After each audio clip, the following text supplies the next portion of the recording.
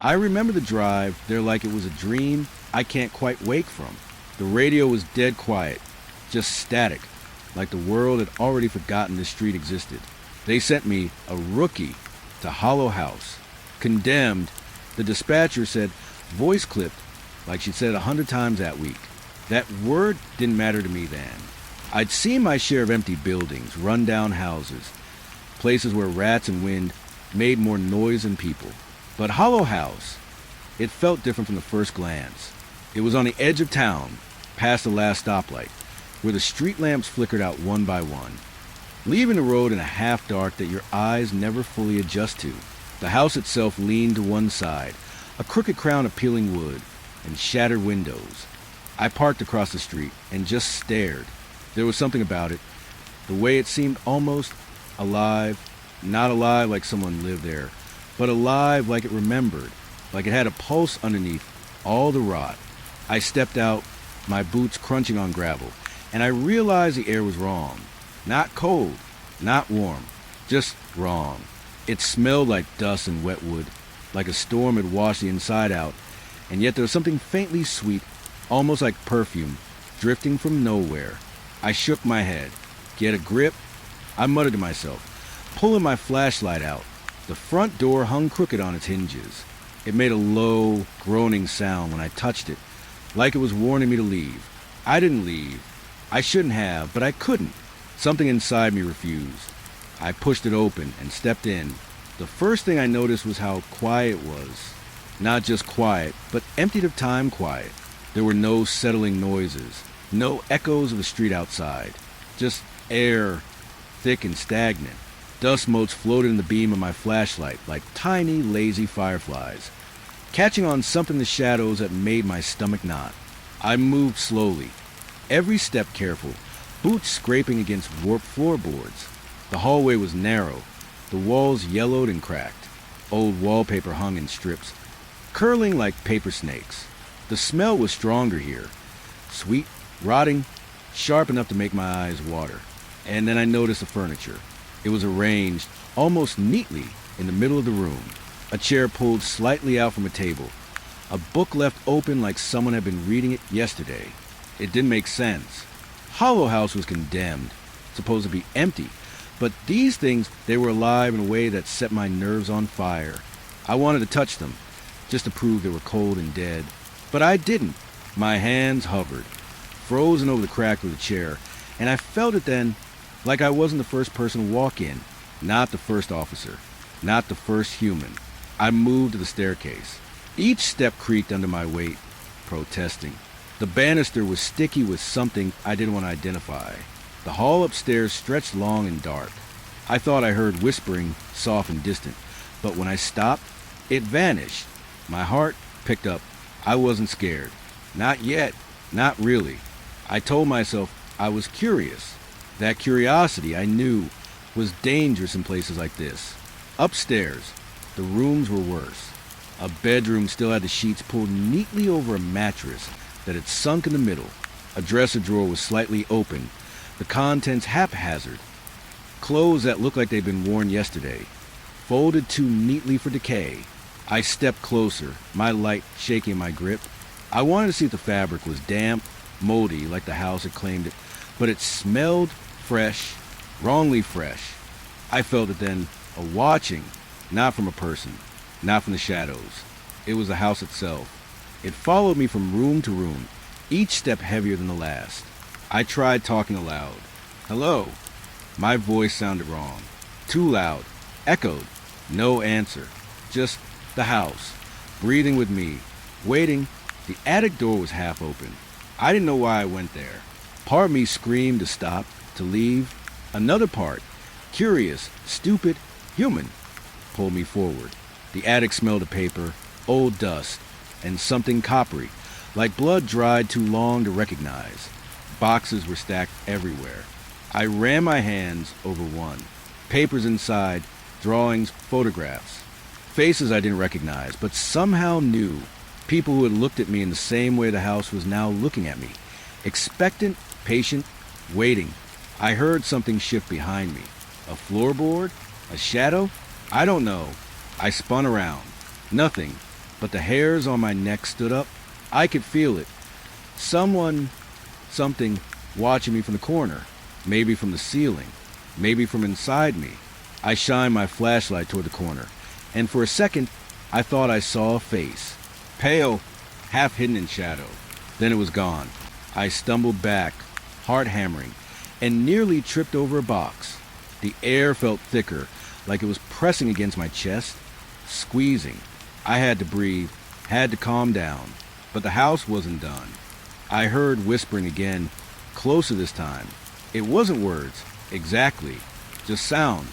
Soft, low, like someone reciting something I couldn't understand. I ran down the stairs, nearly falling over the same warped boards I'd noticed before. I reached the front door. I tried to open it. Locked. I hadn't noticed the lock before. It wasn't jammed.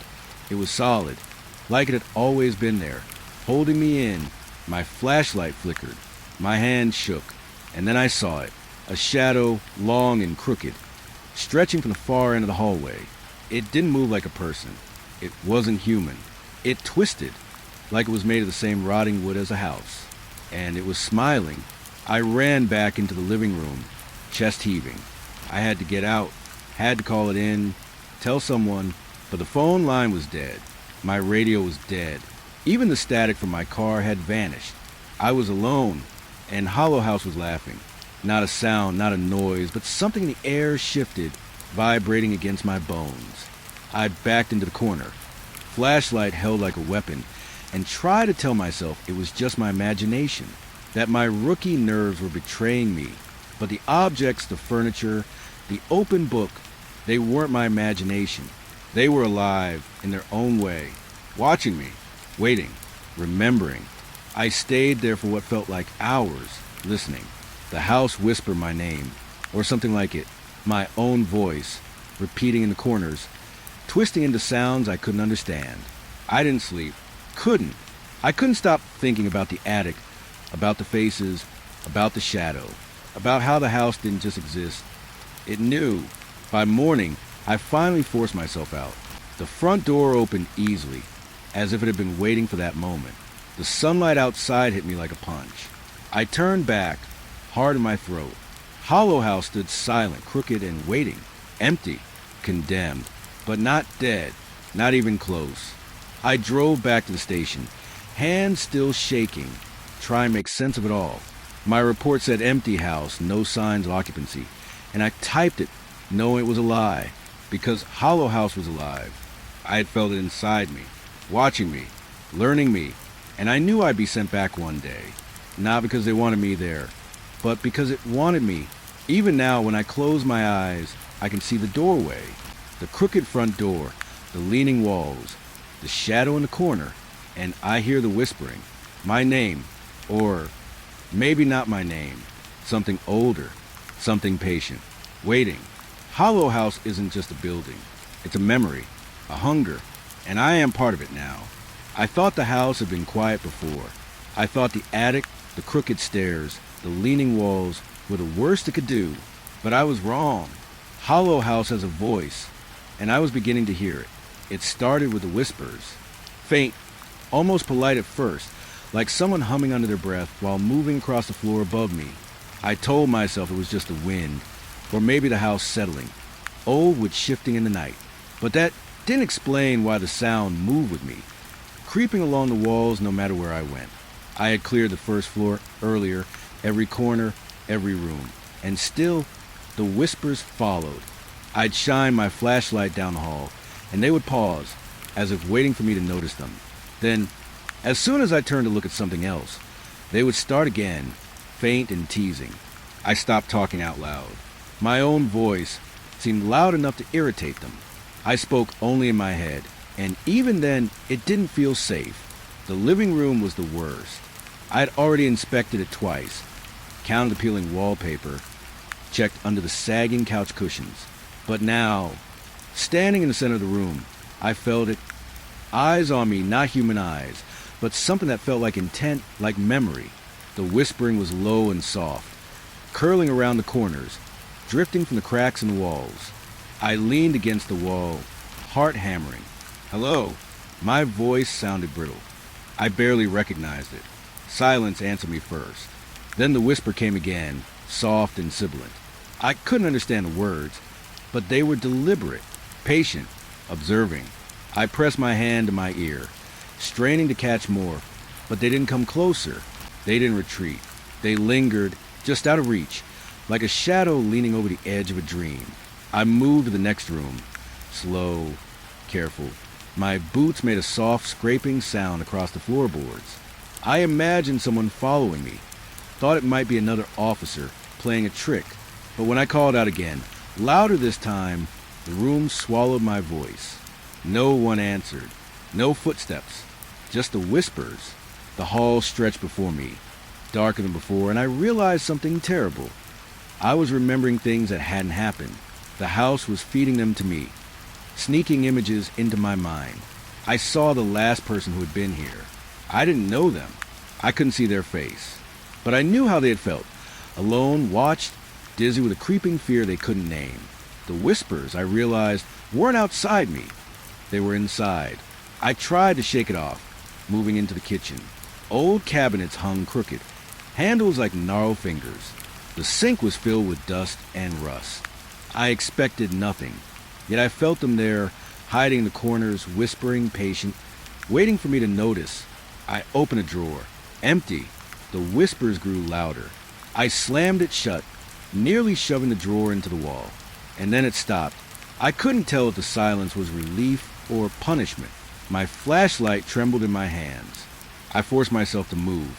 The dining room. I told myself, just the dining room. Everything else was empty. Just keep walking. But the whispers came back as soon as I crossed the threshold.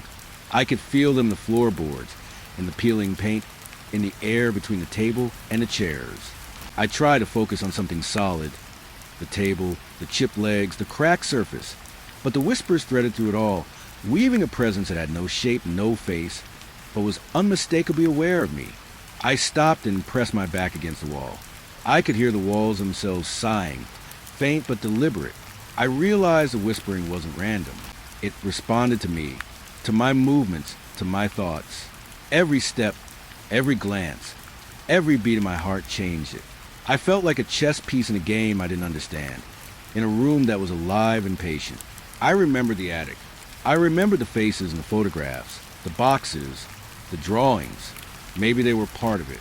Maybe the whispers were pieces of memory, fragments of people the house had swallowed, repeating endlessly, trying to reach someone who would understand. But I couldn't understand. I didn't want to. I turned down another hallway, narrow, darker than the rest. The floorboards groaned under my weight. The whispering followed, now constant, a soft susurration at the edges of hearing. I wanted to run. I wanted to leave. But the house had other plans. The hall seemed longer than it should have been, walls stretching, bending in subtle, impossible ways. I stopped, pressed my hands to the peeling wallpaper, and realized I could feel it moving under my fingertips, pulsing almost like skin. I closed my eyes for a moment, breathed, tried to remember the world outside, but the whispers seeped in. I saw movement, fleeting glimpses, a shadow darting past the doorway, the corner room I hadn't opened yet, a flicker of white where no light should be, and then the whispering became clearer, almost a voice. "Leave," it said, or maybe stay. I couldn't tell. My mind spun. I wasn't sure it was a voice at all. Not really. Just a feeling that was forming words. My own fear trying to make sense of something I couldn't. I pressed onward. The bedrooms upstairs were worse. Each door I opened felt like crossing a threshold into someone else's memory. The whispering moved with me, through the walls, through the air, through me. I felt hands brushing my shoulder, brushing my back. Though no one was there, I felt eyes pressing from the shadows. Not human eyes, not human presence, but undeniable. I tried to call out, tried to force the rational part of me to surface, but my voice faltered. The whispers drowned it, or maybe I drowned it myself. I walked into a room with a broken bed. Sheets hung half off the frame, yellowed and torn. A dresser drawer hung open, clothes spilling out like they had been discarded in a hurry. I shined my flashlight on the floor. Something moved, a shadow, or a trick of the light. I wasn't sure. The whispering became almost unbearable. I pressed my hands over my ears, but it didn't help. It was inside me now, in my chest, behind my eyes, a low vibration that made my teeth chatter. I felt myself remembering things I hadn't lived, things the house wanted me to remember, faces in the corner of my vision, empty rooms, boxes, photographs, footsteps I never took. I ran back into the hall, gasping for air. The house seemed to pulse with my panic, walls breathing, floors moving underfoot. The whispers followed, circling, laughing in a way I couldn't place. I realized I was crying. Didn't know when it started. Didn't care. All I knew was I needed to get out. I reached the stairwell, looking down to the first floor. Shadows pulled in impossible shapes. I could feel them waiting. I hesitated. One step down, then another. The whispering softened. Or maybe it just let me think it did. My foot hit the landing. My flashlight flickered. My hand shook. I wanted to leave. Needed to leave. But something tugged at me, deep in my chest, deep in my mind. The living room. I had been there before, and I knew it now would be different. I wasn't just walking into a room. I was walking into its awareness. And I wasn't ready. I wasn't ready for what it remembered, for what it wanted me to see. I pressed my back to the wall, listening, whispering all around me, inside me, in the corners, under the floor, between the cracks and ceiling. I realized it didn't matter whether it was words or not. It didn't matter if it was real. It had already gotten inside me, and the house waited patient, eternal, whispering secrets I couldn't comprehend, secrets I couldn't forget. I don't remember leaving. I don't remember stepping out into the sun. But when I did, I could still hear it, faint at the edge of my hearing, whispering, waiting. Hollow House is a memory, a voice, and now I carry it with me. Even in the daylight, I hear the whispers sometimes, faint, mocking, patient. I know they're there, threading through walls, through streets, through empty rooms. I can't stop them. I can't leave them behind. And I know, deep down, I'll be back. Not because I want to, but because they want me to. Hollow House doesn't just wait for people. It waits for the mind. It waits for the fear it can't name. And it whispers, always whispers. I thought I had seen everything Hollow House could offer. I thought I had felt the weight of its silence, the pressure of its whispers, the pull of its shadows. But I was wrong. It wasn't just the house itself. It was what it hid. And that day I found it. I was moving to the second floor again, trying to clear rooms I'd already cleared, trying to convince myself the whispers weren't inside me, that the rooms weren't alive. But something about the floorboards near the back corner of the hallway made me stop. They sagged slightly, like someone had walked there too often, or maybe like the wood remembered someone.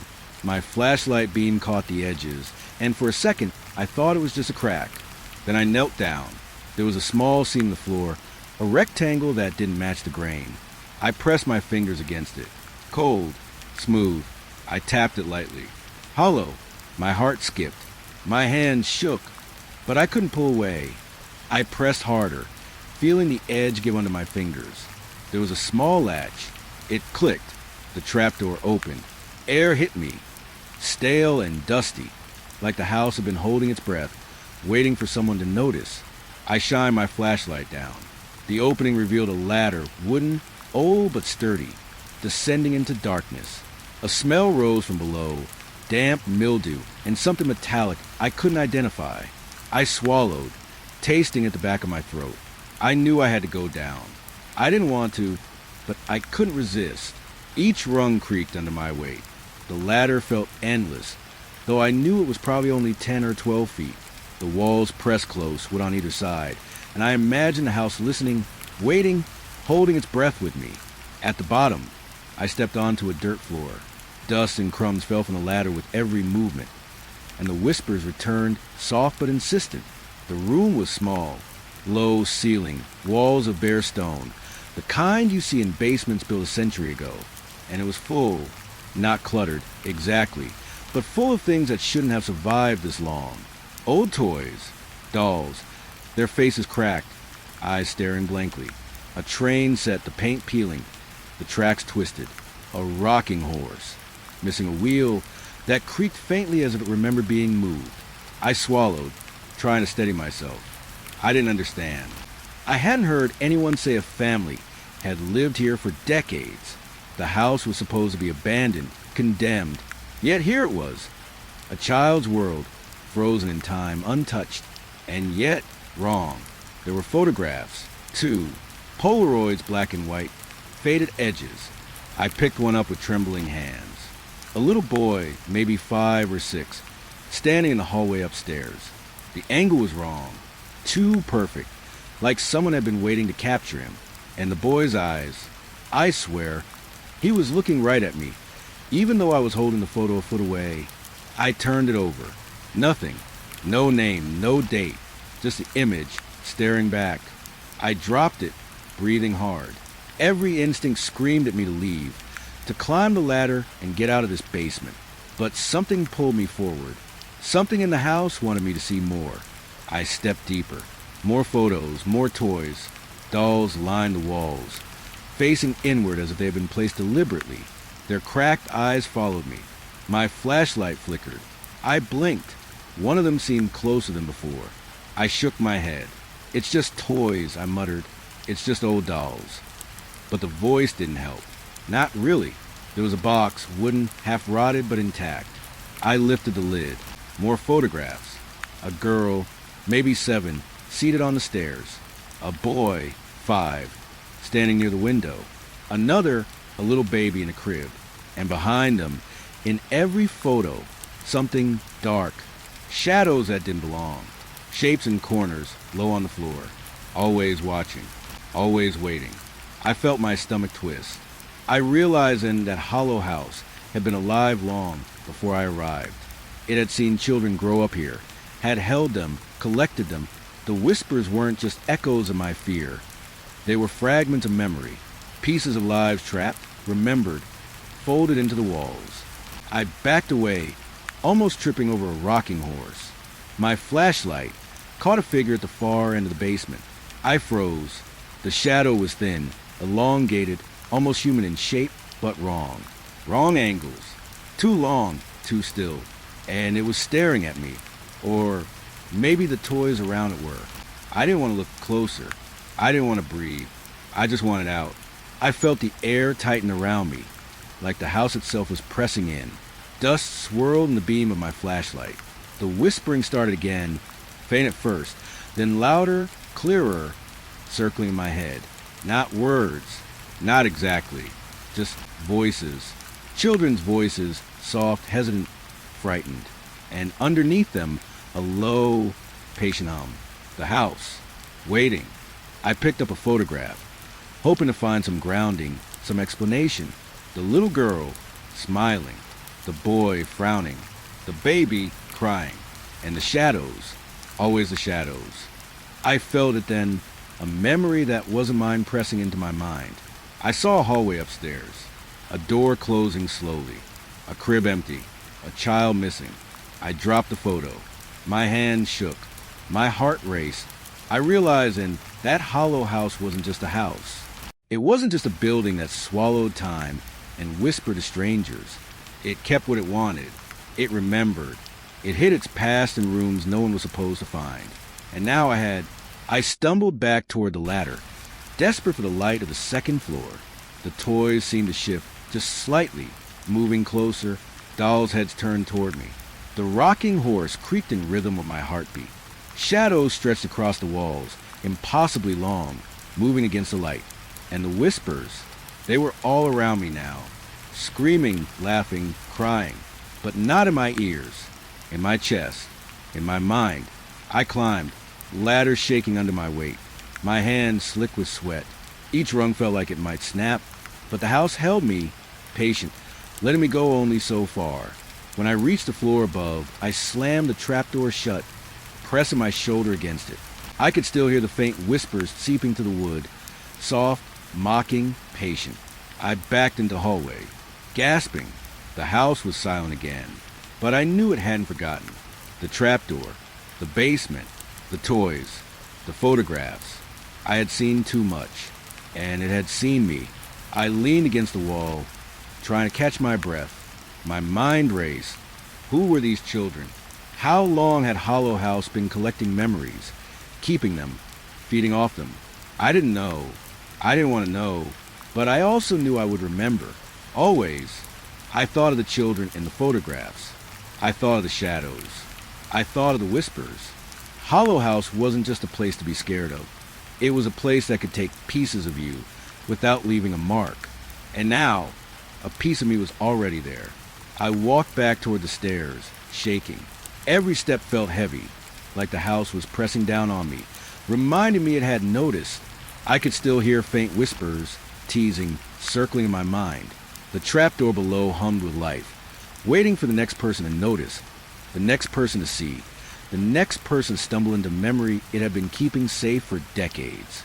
I left the basement behind. I left the room of toys and photographs and shadows, and yet I knew it would follow me.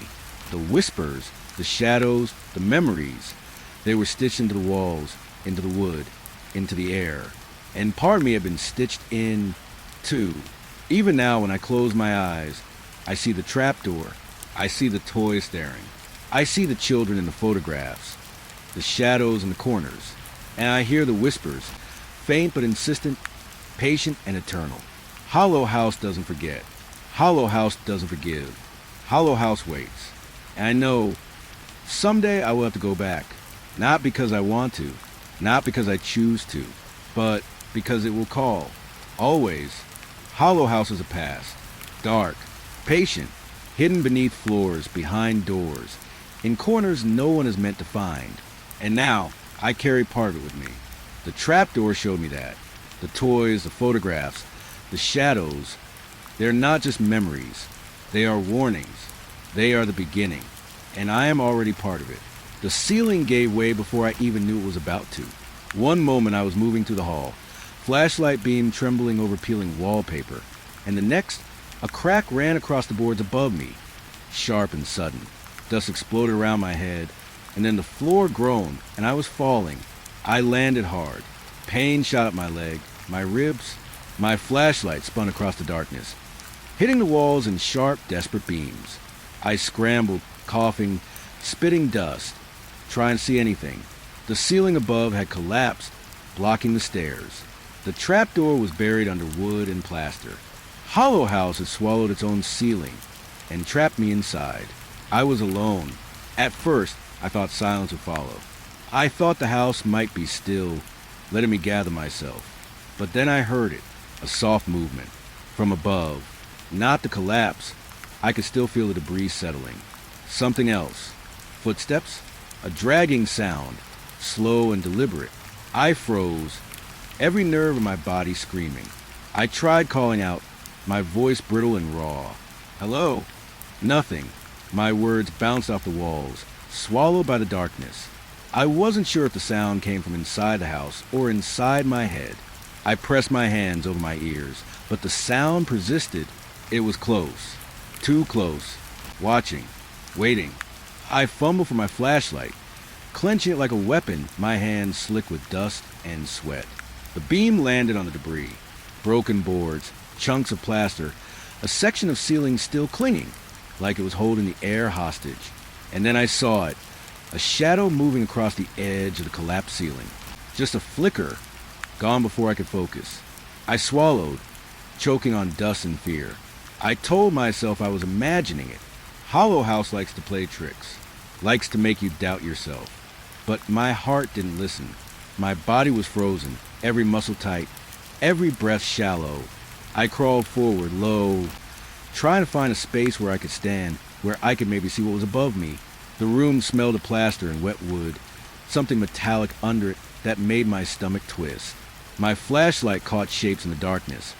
Fallen boards, a chair broken in half, an old cabinet crushed by the ceiling. And then I saw toys, just like in the basement. Dolls, a small rocking horse, a tiny train.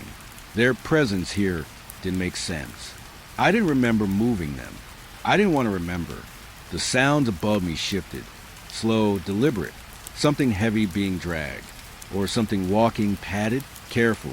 I tried to convince myself it was rats, maybe squirrels, maybe a hallucination brought on by stress. But the weight in the steps didn't belong to animals. They were deliberate, patient, and too human. I pressed myself against the wall, breath shallow. My flashlight flickered. The beam caught a photograph lying among the debris. I picked it up with trembling hands. Another child, smiling, standing at the foot of a staircase that didn't exist anymore. The edges of the photo were torn, yellowed, but the eyes, God, the eyes, they followed me, even in the dark, even here, trapped under a ceiling that had tried to kill me. They followed me. I dropped it. My flashlight caught a movement again. Not far off. Something shifting above me. Something alive. Or maybe dead. I couldn't tell. My mind raced, trying to make sense of it. Every memory I had of Hollow House seemed to twist. The whispers, the trapdoor, the shadows, the photographs, the toys. It had been building to this, and now it had me where it wanted. I tried to move toward the far corner of the room. My leg screamed. Pain shot my shin, my knee. I nearly fell over a pile of rubble. My flashlight skittered across the floor, and then I heard it again. A voice, whispering, laughing. I couldn't tell, but it sounded familiar, like a child calling my name. Or maybe it was the voice of the house itself, twisting memory and sound into something cruel. I forced myself to breathe. 1 breath, 2 breaths. I counted to 10. I had to think. I had to survive. The trapdoor was blocked, the ceiling unstable. I couldn't climb out. The walls seemed to close in with every movement, pressing dust into my mouth, shadows into my mind. I wondered if I would ever leave this room. If Hollow House had intended this all along. The footsteps above me shifted again, faster this time. Or maybe it was my imagination or my fear making them faster. I raised my flashlight, trying to catch a glimpse. I thought I saw a hand, pale, resting on a beam above me. And then it was gone. Just air, just shadow, just memory. I screamed, not a loud scream, not even really a scream. A sharp, raw noise, and it echoed through the room, swallowed by the house. And then silence. But the silence didn't comfort me. It was too heavy, too deliberate. I could feel the house waiting, watching. The whispers returned, soft, insistent, circling my head. I pressed my hands over my ears. I couldn't block them. They weren't outside me anymore. They were inside me, inside my chest, inside my thoughts. Hollow House had reached in and planted them there. I crawled again, moving toward a corner where the rubble seemed lighter. My leg protested. Every sound echoed. Every shadow moved in ways my brain didn't want to track. I wanted to close my eyes. I wanted to disappear. But I couldn't. I had to see. Had to know. I found a small gap, barely enough to squeeze into. I crouched there, flashlight resting on my knees, beam cutting across the darkness. The whispers were louder now. They weren't words. Not really. Just fragments. Pieces of sentences, of memories, of laughter and crying and anger I didn't understand. I could feel it pressing against my brain, teasing at my fear, twisting it. Movement again. Above me, something pacing, or circling. I couldn't tell. I wanted to look up, to shine the light, but my stomach turned. My hands shook. I didn't want to see what was waiting. Not really. I closed my eyes, tried to imagine the world outside. The sun, my car, the street, anything. But Hollow House wouldn't let me. It fed me its own memories. Children laughing, children crying, shadows moving where no one should be. I could feel its hunger, its patience. It didn't need to harm me. Not yet. It just needed to know that I was aware, that I was scared, that I remembered. Time passed. I couldn't tell how long. Minutes? Hours? The house didn't care. It had all the time in the world. The whispers softened, then grew, a rhythm that I felt in my chest, in my head. The footsteps above slowed, then stopped. I thought it was over. I thought maybe I had survived. But then I heard it. A single creak, close, deliberate. A sound that made my stomach knot and my chest tighten. Something above me had shifted. Something was moving closer. And I knew it had been waiting for me to notice, for me to breathe, for me to think I was alone. I tried to steady my breathing. In, out, in, out. Count to 10. Force yourself to think. And then the whisper came, soft, right next to my ear. Not words, just a sound, a sigh, a reminder I wasn't alone. I hadn't been alone the entire time. I realized then that I couldn't trust anything. Not my eyes, not my ears, not my memory. Hollow House had always been alive. It had always been watching. It had always been patient. And now it had me, trapped under the dark, under the fallen ceiling, listening, feeling, remembering me as much as I remembered it. I tried to move again, inching along the floor. My legs screamed. Dust fell from the collapsed ceiling. Shadows flickered in my flashlight. I didn't know if I was crawling towards safety or deeper into the trap. Every instinct told me to flee. Every rational thought told me it was impossible. The whispers continued, circling, teasing, weaving into my thoughts. I realized I was crying. I didn't remember starting. Didn't care. All I knew was I needed to survive. Needed to see daylight. Needed to convince myself this was real and not a nightmare that would never end. I pressed myself against the far wall, listening, waiting. The footsteps above didn't return. The house had paused, patient. I didn't move, didn't breathe. I waited, and I realized I was already part of it, already stitched into its memory. The ceiling had collapsed, but it hadn't been the worst part. The worst part was knowing that Hollow House had waited for me, had known I would come, and that it would never let me leave unchanged. I don't know how long I stayed there, crouched in the dark, listening to the whispers, hearing movements I couldn't see, feeling the weight of the house pressing down on me. Time lost meaning. Reality became fluid. My mind kept questioning everything. Was I hearing footsteps or feeling them in my bones? Was I seeing shadows? Or was the darkness inside me? Eventually I dozed briefly in fits. When I woke, the air was colder, thinner. The dust had settled. The house seemed still, patient, waiting. And I knew, deep down, that the trap wasn't just a fallen ceiling. The trap was the knowledge, the memory, the realization that Hollow House sees everything, remembers everything, and waits for everything it wants. I didn't escape that day. Not really. I survived, yes, but Hollow House had already left a mark. The whispers follow me still. The shadows creep at the edges of my vision. And sometimes when I close my eyes, I hear the slow, deliberate pacing of something above me, waiting for the next collapse, the next moment, the next visitor. Alone in the dark. That's what it taught me. Hollow House doesn't need to reach in to trap you. It only needs to wait. And I learned that the hard way. The call came just after midnight. Dispatcher said there had been reports of screaming from the old, abandoned motel on the edge of town. I was paired with Officer Reed, a guy with a calm voice and hands that didn't shake when things went wrong. Me, I was still a rookie, heart beating a little too fast, adrenaline already pushing through my veins before we even got on the road. The drive there was quiet. Streetlights faded behind us, swallowed by the darkness that seemed to stretch wider than it should. The air felt heavy, like we were driving through water instead of night. The motel sat at the end of a gravel road, low and wide, its sign swaying gently in a wind I couldn't feel. Its neon letters flickered once, then died. I parked at the edge of the lot. Gravel crunched under my boots as I stepped out. The silence hit me first. No crickets, no wind, no rustling leaves, just nothing. Reed stayed beside me, radio clipped to his chest, flashlight ready.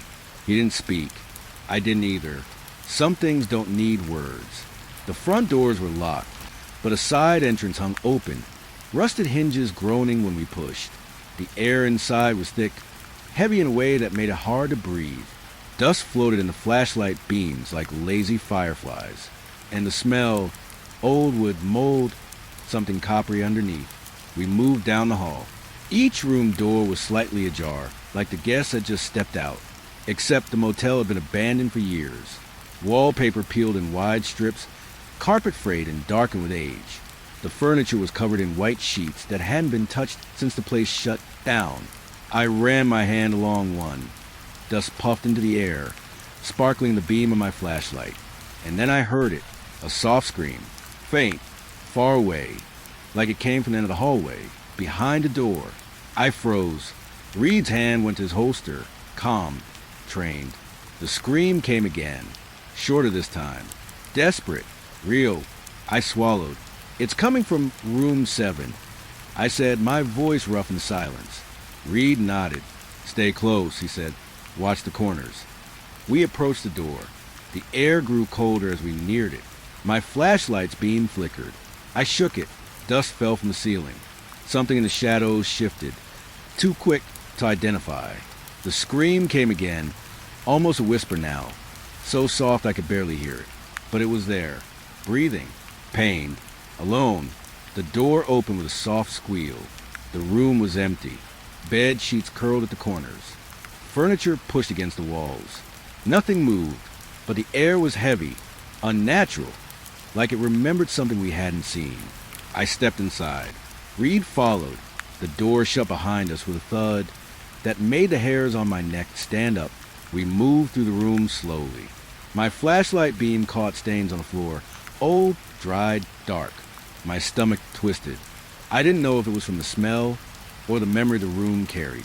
The way it felt like it had held a scream inside for years. Waiting, then the walls seemed to shift, subtle at first. Not physically, but in my mind. The corners looked darker, longer, the shadows deeper. I heard the whisper of movement above us. Soft, deliberate. I told myself it was the old building settling. Reed didn't seem to notice. Or maybe he was just better at ignoring it. I glanced at him. His jaw was tight, eyes scanning every corner. I felt suddenly exposed, like the motel itself was watching me, learning me, and I realized then, maybe that's why the air felt heavy. Not just old, not just abandoned, alive, in its own way, waiting. Another scream, louder this time. Short, sharp, it came from the stairwell, the second floor. Reed motioned for me to follow. My boots made soft thuds against the wooden floor. The smell of damp and rust grew stronger with each step. Upstairs, the hallway stretched endlessly. Doors lined both sides, each one slightly open, each one black inside. The scream came again, echoing down the hall, and then silence. I felt my pulse in my ears. Reed's flashlight swept across the hall. For a moment, I thought I saw a figure at the far end, small, hunched, but it vanished before I could focus. I whispered, "Did you see that?" He didn't answer. He didn't need to. I felt the motel pressing around us, floorboards groaning under our weight, walls breathing, shadows twisting at the edges of my vision. My stomach knotted. The screams were gone now, replaced by something worse. A soft shuffle, too precise to be wind, too quiet to be footsteps. We reached the end of the hall. Room 12. The door was closed.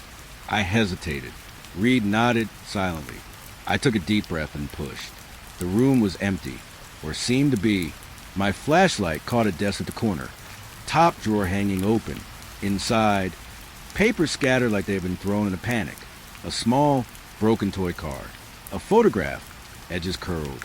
A child, alone, smiling, looking straight at me.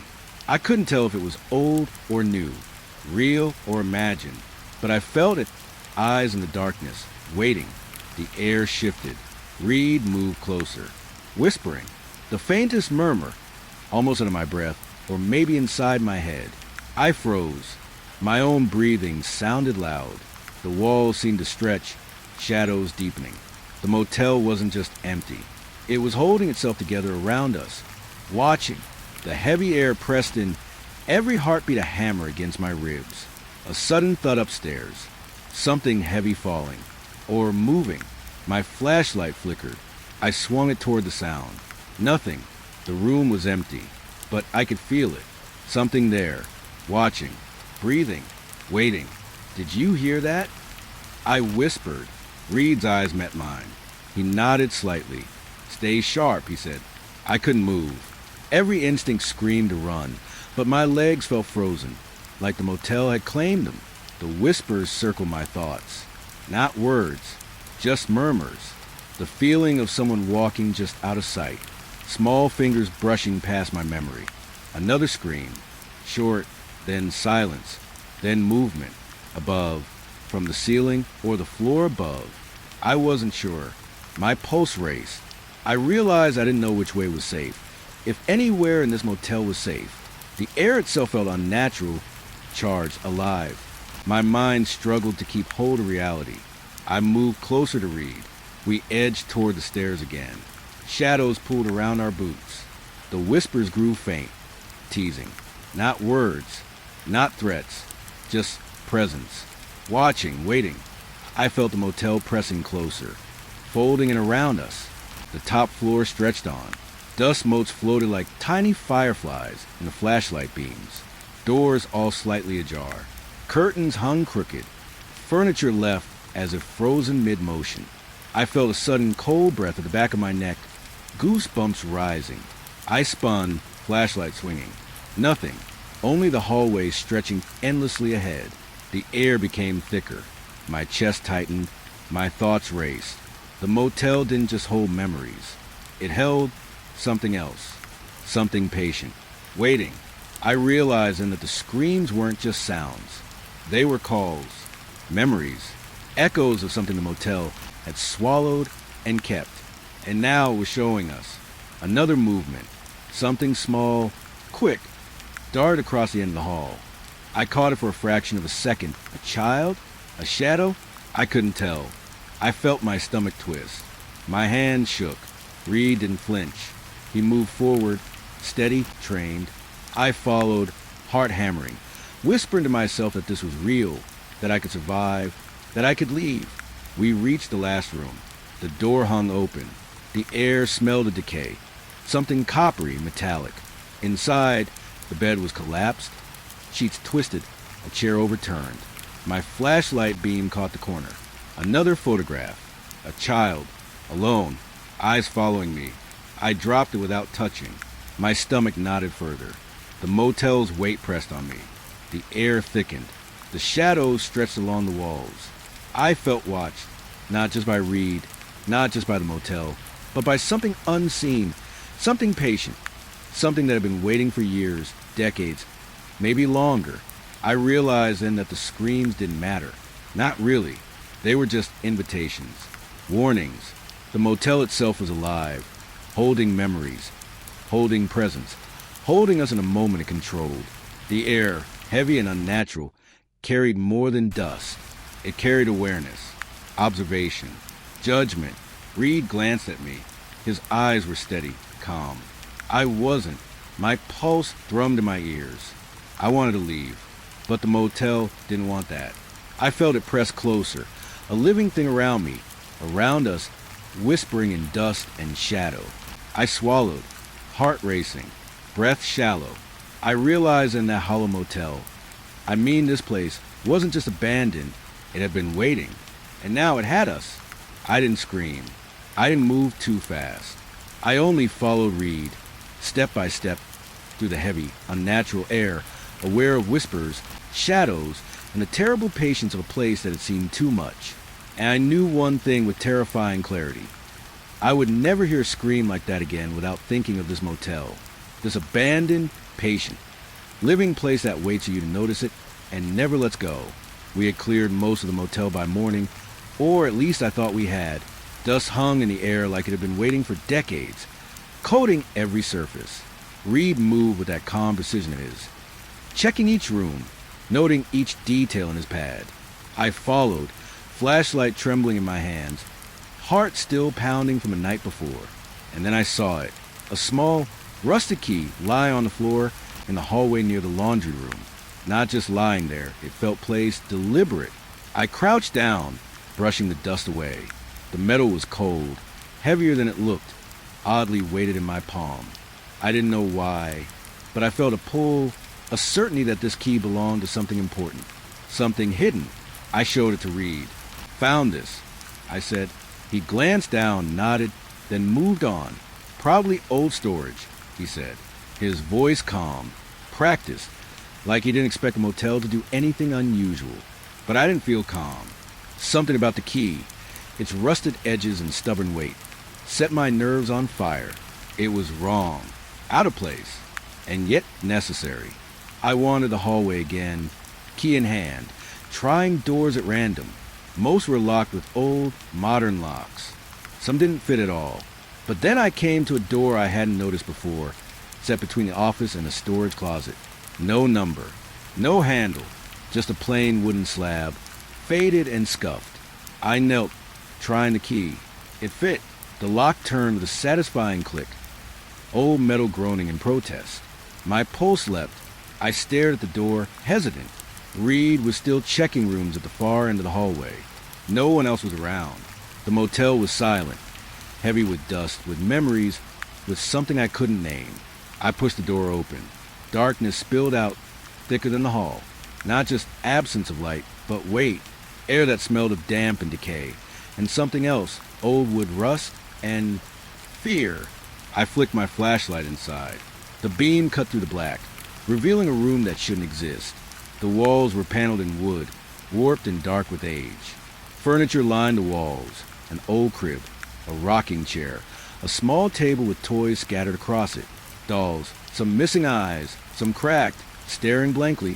Photographs lay on the floor, edges curled and yellowed. Children, alone, staring, always staring. I swallowed. My hands shook. My flashlight trembled. I didn't understand. I had seen abandoned things before. Motel rooms, old buildings, dusty halls. But this just felt alive. Not like the rest of the motel. This was patient, waiting. I stepped inside, careful. My boots creaked on the old wooden floor. Dust rose with each step. The air was colder here.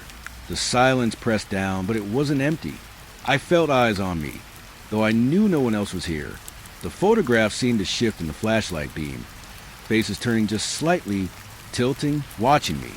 I picked one up, a little girl, maybe 6, standing in a hallway I didn't recognize. She smiled, but there was something wrong about it. Too wide, too still. I dropped the photo, my stomach twisting. The toys caught my attention next. A small train set, tracks warped and twisted. A rocking horse missing a wheel leaning against the wall. A set of blocks, arranged in a pattern I couldn't decipher. I felt a strange, uncomfortable pull, as if the room was showing me something I wasn't supposed to see. I heard it then, whispering, soft, almost polite at first, like someone speaking just out of earshot. I froze. My flashlight beam swept across the room, but nothing moved. No one was there. The whispers came again, circling me, teasing, just at the edge of comprehension. My heart thudded in my chest. I took a step back, almost tripping over the crib. The whispers became clearer, fragments of words, sounds I couldn't recognize. Not human words, not entirely. I pressed my hands over my ears, but it didn't help. The sound wasn't outside me. It was inside, burrowing in, threading itself through my thoughts, filling the room with presence. I forced myself to breathe. I had to focus. It was a room I had unlocked, a room I could leave. But something in me wanted to see more. Something in the motel wanted me here. I walked deeper. The rocking chair creaked softly, as if remembering motion. A doll turned its head slightly. A block shifted. My flashlight flickered. I felt my stomach knot. I wanted to leave, to lock the door and walk away, but my hands wouldn't obey. There was a small table in the corner. On it, more photographs. Children, smiling, alone, shadows behind them, low in the corners, just visible, watching. I felt a chill creep up my spine. The room was showing me something. A memory, a truth the motel had kept hidden. I picked up another photo. A boy, maybe 5, eyes wide, looking straight at me.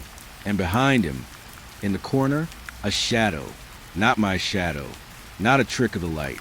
Something waiting. I dropped it quickly, hands shaking. I realized then the room was not empty. Not really.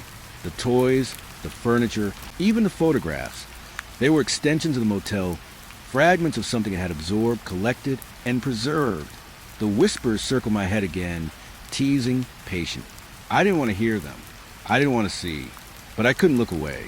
I noticed a hatch in the corner, small, square, with slightly warped, handle rusted. My flashlight flickered as I approached. The whispers intensified. I knelt. The hatch opened. Dust rose. Darkness below. I didn't look. Not yet. I couldn't. Reed's voice called from the hallway, distant but firm. Everything okay in there? I swallowed, forcing myself to speak. Yeah, just nothing. Just old stuff. I didn't mention the key, the whispers, the shadows. Reed didn't need to know. Maybe he couldn't understand. I closed the hatch and moved back toward the door. The air was heavy, almost viscous, as I stepped over scattered toys. The whispers softened, teasing me, circling, patient. The photograph seemed to shift again, faces tilting slightly toward me. I felt like the room was watching me leave, counting me, remembering me. I locked the door behind me. The key turned in the rusted lock with a soft click. I held it in my hand, heavy, insistent. I knew then that it didn't belong to the motel as we knew it. It belonged to the room, to the past it held, to the children it had remembered, and maybe to the motel itself. The hallway outside was silent again. Dust motes floated lazily in the beams of sunlight, creeping through grimy windows. Reed glanced at me, calm, trained. Ready to keep moving? I nodded, pocketing the key. My hand shook slightly. I didn't tell him about the whispers, the room, the way it had felt alive, patient, waiting. Some things you don't share. Some things you remember alone. As we moved on, I felt the keys weight in my pocket. Not just metal, not just rust. Something more. It was a reminder, a warning. The motel had rooms we couldn't see, memories we couldn't touch. And now, I held a piece of that secret in my hand. The whispers lingered at the edge of my hearing, faint, teasing, patient.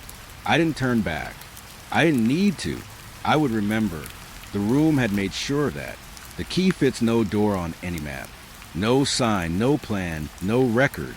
It belongs to the motel's memory, to the past it refuses to release. And I carry it with me now. Even now, I feel the weight of it heavy in my pocket, and I know this is only the beginning. The motel has secrets. Patient, waiting, and it has chosen to show me one of them. We had been moving through the motel all morning.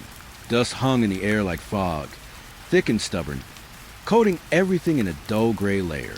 Reed went ahead, flashlight steady in his hand, and I followed, trying not to trip over the warped floorboards. The building growing around us, settling in ways that felt deliberate, like it was breathing. I noticed it first in the hallway outside roommate, the wallpaper, peeling at the edges, faded, yellowed with age. Nothing unusual there, except the shapes, subtle, fleeting, faces. I thought at first, just in the patterns of wear and tear, shadows playing tricks. But the more I stared, the more certain I became. They moved, not like puppets on a string, not jerky or obvious, subtle, just enough that when I looked directly, they blended into the peeling paper. But out of the corner of my eye, shifting, faces contorted, stretched, mouths opening, closing, eyes staring. I blinked, heart hammering, thinking maybe I was imagining it. But then Reed passed me, shining his flashlight down the hall. His beam didn't catch them, but when it swept past, I could have sworn one of the faces tilted slightly toward me. Reed. I whispered, voice tight in my throat. He glanced at me, calm as ever. What is it? I didn't want to speak it. Didn't want to sound crazy. The wallpaper, faces. He frowned, then leaned closer. I stepped back. He reached out, fingertips brushing the paper. Nothing. Just old glue, dust, age. It's just the patterns, he said. But his voice lacked conviction. Even he felt it, I think. Even he knew the motel had more eyes than the rooms could hold. We moved on, down the hallway. The faces stayed. Subtle, just at the edges of light, lurking in corners. I caught glimpses in room 9, where the wallpaper hung in long strips, curling away from the walls. A pair of eyes staring through paper. A mouth stretched silent. My stomach twisted. I wanted to look again, but feared what I might see. I remembered the basement, the trapdoor, the toys, the photographs. The motel had been patient then, showing its secrets slowly. And now, it was showing me something else.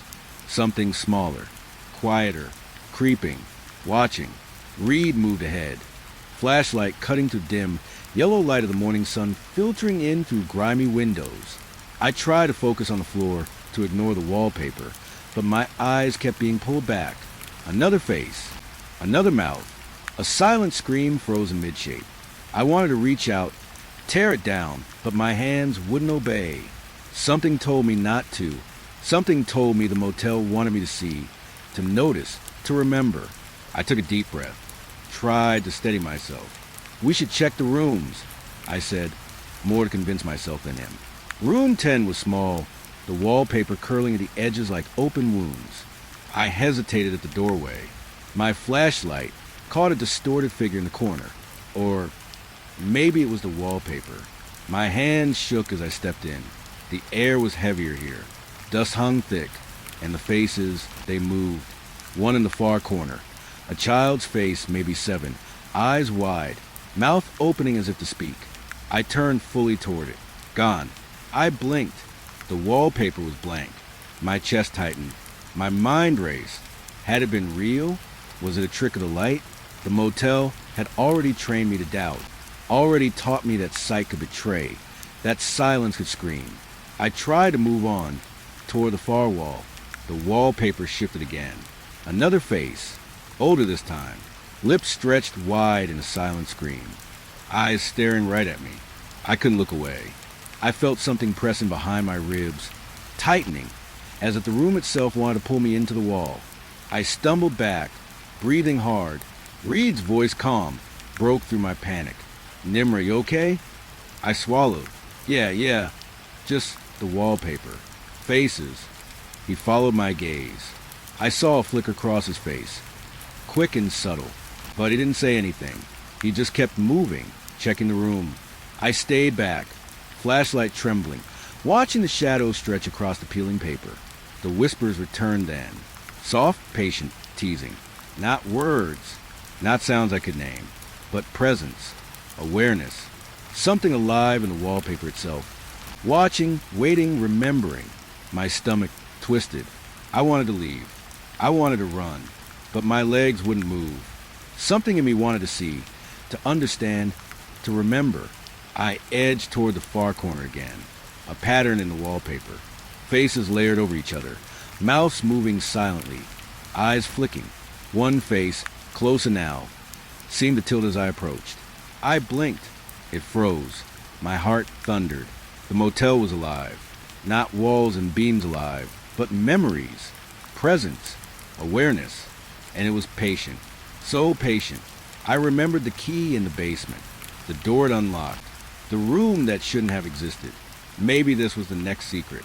Subtle, hidden, waiting for someone to notice. And now it had noticed me. I stepped fully into the room. The floorboards creaked underfoot. Dust fell in clouds. The faces shifted with the movement, stretching, tilting, curling. One small child, maybe 5, reached a hand from the wallpaper, or maybe only looked like that, and my stomach turned. My flashlight beam flickered. I blinked. Gone. I heard a whisper then. Not words, just a sigh. Soft, deliberate, patient. Close. I spun, flashlight swinging, but the room remained empty. Only the wallpaper, curling and peeling. Faces staring at me, moving when I wasn't looking.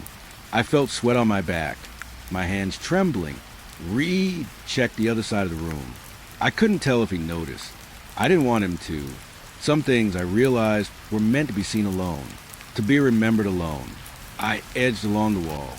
More faces. A teenager, maybe 14, lips pressed tight, eyes wide. A baby, mouth frozen mid-cry.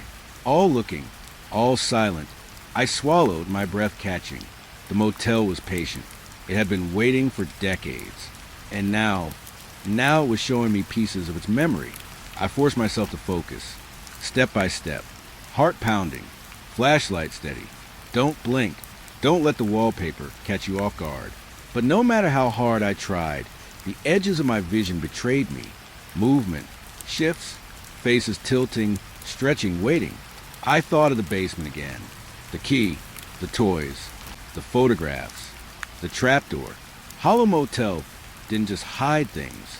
It kept them, patient, waiting, observing. And now, it had me. standing in a small room, surrounded by shadows pressed into peeling wallpaper.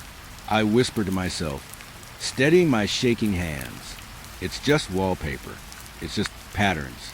It's just old paint. But I knew it wasn't. Not really. The faces weren't just tricks of age or light. They were memories. Shadows. Children. Echoes. And they were patient, waiting, watching me, remembering me, pressing against the edges of my mind. Reed called me again, voice calm. We should keep moving. I nodded, slowly, carefully. My flashlight traced the hallway as I stepped out, glancing back once. The room remained, faces hidden in peeling paper, subtle, patient, waiting for the next person to notice, or maybe for me to return.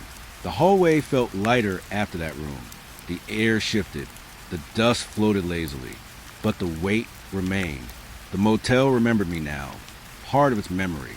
Part of its waiting. The whispers faded, patient, at the edges of my hearing. I realized then that the wallpaper wasn't just decoration. It was alive. Not like the floors. Not like the basement. But alive in a different way. In memory. In shadow. In patience. It had seen children grow up. It had seen them vanish. And now it had seen me.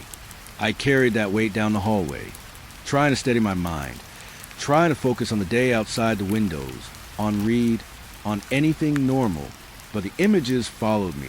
Faces and peeling wallpaper, tilting, stretching, watching, remembering. Shadows patient, subtle waiting. I knew I wouldn't forget them. Not ever. We had been inside the motel for hours. Each step, each creaking floorboard, made me more aware of how alone we really were. Reed moved ahead, calm, steady, the kind of calm I could never fake. I followed, flashlight beam shaking slightly, heart hammering. But then it happened. Static, not the usual crackle of an old radio, not the hiss of interference. Complete, utter silence. I clicked the button. Nothing. Reed tried his radio. Nothing. No crackle. No response. Just a dead, empty hiss of nothing. Must be the building, Reed said, voice calm. Too calm. I felt the words, but my mind didn't register them. The building wasn't just old.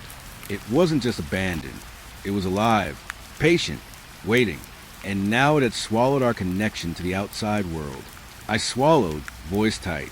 No, I mean nothing. Total silence. Reed nodded. We'll stick together. Keep moving. The hallway stretched ahead, longer than I remembered. Shadows pulled in the corners, heavy and thick. The walls seemed closer now, pressing in as we walked.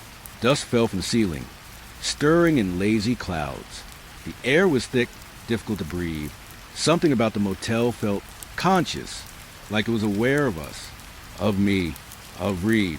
I took a step, and my foot caught a loose floorboard. Reed turned, flashlight sweeping over me. I nodded, swallowing hard. Not yet. Not now. I couldn't let him know how badly panic had started creeping in. But it had. We turned a corner, and the hallway seemed different. Longer, narrower, shadows shifting at the edges. Faces just faint in the peeling wallpaper. I blinked. Maybe it was the shadows playing tricks again. Maybe not. I didn't want to think about it. Then Reed's flashlight flickered, just for a moment, but it was enough. Enough for me to realize he wasn't beside me anymore. Reed! I called, voice trembling. The silence swallowed it. My heartbeat thundered in my ears. I spun, trying to catch his light. Nothing. Just the hallway, stretching endlessly, shadows deepening. I moved forward, slow, cautious, trying to retrace my steps. Every creak of the floor sounded like a scream. Every whisper of air felt deliberate, as if the building itself was breathing around me, guiding me, separating us. Reed! I yelled. My voice bounced off the walls, swallowed by the thick, unnatural air. No answer. The panic I had been holding at bay finally broke. My hand shook, flashlight trembling, beam cutting through shadows that seemed to twist at the edges. I stumbled, catching myself on the wall. Dust fell in clouds. I forced my breathing steady. In, out, one step at a time. The hallway twisted. The doors along the walls seemed wrong now. Not the same rooms. Not the same spacing. The motel was moving. Or maybe I didn't know. My mind tried to grasp reality. Tried to anchor itself. But the silence of the radios, the absence of Reed, the shifting shadows. It was too much. A door at the end of the hall creaked open slowly, as if pushed by unseen hands. My flashlight beam caught it. I froze. I wanted to run. I wanted to follow. I wanted to scream. But my legs wouldn't obey. The motel had me exactly where it wanted. I took a step, then another. The door opened wider, revealing a room I didn't remember seeing before. Old furniture, dust thick on every surface. A single chair tipped over, and in the corner, a shadow. Tall, still, watching. I swallowed hard, heart hammering. Reed! I whispered. No answer. The shadow shifted slightly, and I realized it wasn't Reed. Not human. Not entirely. Just enough shape to suggest awareness. Presence. I stumbled backward, tripping over a loose floorboard, flashlight spinning across the room. Dust and shadows danced. The shadow moved with it, merging and separating, patient. I scrambled to my feet, trying to stay calm. Every instinct screamed to leave, but my path seemed blocked. The hallway I had just come from, gone, replaced by walls, doors I hadn't seen. The motel wasn't just old. It wasn't just abandoned. It was alive, breathing, waiting, feeding on uncertainty, on fear. The whispers started then, soft, almost polite at first, just at the edges of my hearing, circling my thoughts. I pressed my hands to my ears, but it didn't help. The sound was inside me now, threading through my mind, teasing, patient. I wanted to scream, to cry, to collapse, but I forced myself forward, step by step, heart pounding, breath shallow. Another door, slightly ajar. I pushed it open slowly. Empty. Furniture covered in dust sheets. The air thick, cold. The silence deeper than anything I had ever felt. I moved across the room, flashlight beam catching a photograph on the floor. A child, alone, eyes wide, staring. Behind them, a shadow curled along the edge of the wall. Not human, not animal. Something else. I didn't touch it. Couldn't. The motel had already left its mark on me. I had seen too much, remembered too much. The shadow seemed to pulse with awareness, pressing closer, patient. I stumbled backward, heart hammering. I needed to find Reed. I needed to get out. I ran down the hall, flashlight beam bouncing across peeling wallpaper, distorted faces tilting, watching, moving subtly when I wasn't looking. The whispers grew louder, circling, patient. Not words, not threats, just presence, memory, awareness. The building itself seemed alive, shaping the hallways, guiding me, separating us. A door slammed somewhere above me. The sound echoed, bouncing, twisting. My stomach knotted. My pulse raced. The motel had plans, and we were part of them. I stopped, tried to catch my breath, tried to calm my shaking hands. The radios were dead. Reed was gone. The building was alive, and I was alone. Another step, another shadow. I blinked. My flashlight flickered. Something moved across the far wall. Too fast. Too deliberate. My mind screamed. I was lost. I was trapped. And yet, the building was patient. It had been waiting. I ran again. Hallways twisted. Rooms appeared where there were none. Doors vanished behind me. Every step made the whispers louder, circling my mind, teasing, patient. I didn't know if I was hallucinating, or the motel itself was shaping reality, bending space to trap me. The panic crept further, deeper, filling my chest, my throat. I wanted to scream, but no sound came. Only breath, shallow, quick. Only footsteps echoing on warped boards. Only shadows twisting at the edges of my vision. A door opened in front of me. I stumbled inside. Room empty. Dust thick. Air cold. The flashlight beam landed on a rocking chair, tipped slightly as if recently moved. Another photograph on the floor. A child, alone, eyes following me.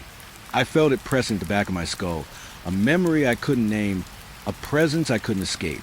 The whispers intensified, now more distinct, fragment of words, sounds I couldn't comprehend. Not human, not language, memory, awareness, presence. I pressed my hand to my head, rocking slightly, heartbeat loud. The motel had me. It had taken everything outside of myself. I tried to retrace my steps. Hallways stretched endlessly. Doors led nowhere. Shadows stretched, twisted. Faces and peeling wallpaper moved subtly when I looked away. I realized then that the motel wasn't just a building. It was alive in memory, in shadow, in patience. It didn't need to touch me to trap me. It only needed to make me aware, make me see, make me remember. I felt tears on my cheeks. I tried to force myself calm, step by step, flashlight beam cutting through dust. But the whispers persisted, patient, circling, watching, shadows pressing closer. I called out again, "Read!" My voice echoed, bouncing off walls, swallowed by the heavy air. No answer, nothing. I stumbled into a room I didn't recognize. Ceiling low, wallpaper curling, shadows deeper. A small, tipped-over crib, toys scattered, a photograph on the floor. I picked it up with trembling hands. A child, alone, smiling, eyes wide, watching.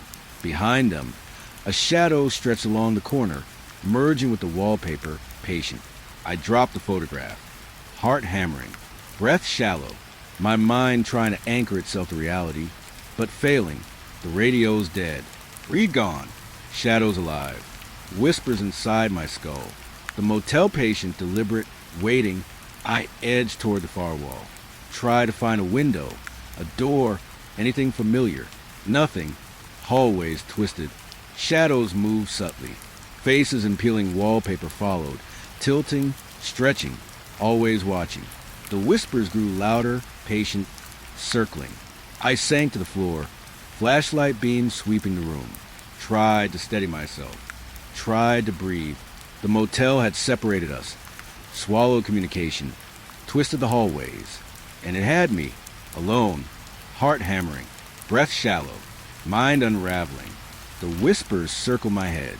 Shadows waited. Faces moved. The building itself was alive. Patient, watching, remembering. I realized then that panic wasn't the worst part. The worst part was understanding that the motel had all the time in the world, that it didn't need to hurry, that it could wait, patient, for every visitor. And I was just another memory to be stored. I didn't know how long I stayed crouched there, in the middle of a room I didn't recognize, flashlight trembling in my hands. Minutes? Hours? Days? Time had no meaning here. Only presence, awareness, memory, patient, waiting. And I knew, deep down, that Reed wasn't coming back. Not really. The radios wouldn't work. The hallways would twist. Shadows would stretch. Faces in the wallpaper would move subtly when I looked away. Alone, radio silence. And the building patient, waiting, alive in its memory, aware of me, pressing in my skull, my chest, my heart. I realized then that panic was useless. Survival meant awareness, observation, step by step, breath by breath. But even that might not be enough. I remember the first step toward the exit, like it was a memory I couldn't trust. Every floorboard groaned beneath me, shadows clinging to my boots, crawling along the peeling walls. The motel had changed again. The hallways weren't the same ones I had walked hours before. Doors that had been there yesterday were gone. Walls that I thought led to rooms now ended abruptly, black, silent. Reed was beside me at first, calm, steady, the way he always was. But then he stumbled, caught on something or someone, and I turned just in time to see him vanish. Just gone. 1 second he was there. The next, nothing. No cry, no fall, no sound. Just empty space where he had been. My heart froze. Reed. I screamed, voice raw. My words bounced down the hallway, swallowed by thick air. Silence. The heavy, unnatural air the motel pressed in, as if it were breathing with me, around me, against me. My chest heaved. My hands shook. The radios were still dead. Nothing outside could hear me. Nothing could save me. I forced myself forward, step by trembling step. The hallways twisted, narrow, familiar yet wrong. Every door I passed seemed to pulse just slightly, as if watching, waiting. Shadows stretched along the walls, elongated and patient. Faces flickered in the peeling wallpaper, subtle, shifting when I wasn't looking. I swallowed hard, stomach knotting. The motel wasn't just a building. It was alive, not in the usual sense, not with creaking wood or settling walls, but with memory, awareness, something patient, waiting. I tried to call Reed again, hoping, clinging, to hear his voice. Reed. My voice cracked, echoing. Nothing, only whispers at the edges of my hearing. Not words, not threats, just presence, awareness, observation. I stumbled over a loose floorboard, catching myself on the wall. The exit had to be close. It had to be real. There had to be a way out. I forced myself to move, flashlight trembling, dust clouds rising with each step. But the hallways stretched endlessly, bending, reshaping. A room I had passed a dozen times before now ended abruptly in a wall. A door I had ignored yesterday opened before me, silent, patient. I stepped inside. Empty, dust thick, air heavy and cold. Shadows pooled in the corners. A rocking chair tipped over. A small table with toys scattered across it. Photographs. Children staring. Silent. Watching. My stomach twisted. The motel had been patient with me all along, showing me memories, fragments of lives it had absorbed, preserved. And now, I was alone. I moved deeper into the room. The shadows shifted, subtle. A small child, maybe 5, crouched in the corner, or maybe it was just my imagination. My flashlight flickered. It vanished. My pulse thundered in my ears. I realized I had been holding my breath, exhaling sharply. I forced myself to focus, step by step, heart hammering, breath shallow, one foot in front of the other. A door at the far end. Sunlight. Real. I could see it faint, distorted through dusty windows. The promise of escape. I ran. My boots pounded the warped floorboards. Shadows stretched along the walls. Faces tilting. Silent mouths moving when I wasn't looking. The whispers circled my thoughts. Teasing, patient. I didn't care. I only wanted out. Only wanted to survive. I reached the door. Hands shaking. Heart racing. I pushed. Locked. Solid. Not broken. Not old. Locked. I pounded, shouted. Nothing. The hallway behind me shifted again. Walls bending. The exit vanishing. Replaced by rooms I didn't recognize. Panic clawed at my chest. I stumbled backward. Trying another door. Locked. Another. Locked. The motel was patient. Patient and deliberate. And I understood then I was its memory now. Part of it. Another presence it had absorbed. I tried to force calm, telling myself it had to end. There had to be a way out. But the hallways twisted endlessly. Shadows pressed closer. Faces in the wallpaper shifted when I blinked, always moving just at the edge of vision. I thought of Reed. If he had vanished, swallowed by the building, then the motel had no interest in letting me leave either. I felt tears on my cheeks. Tried to steady myself. Step by step. Flashlight trembling. Dust falling in lazy clouds.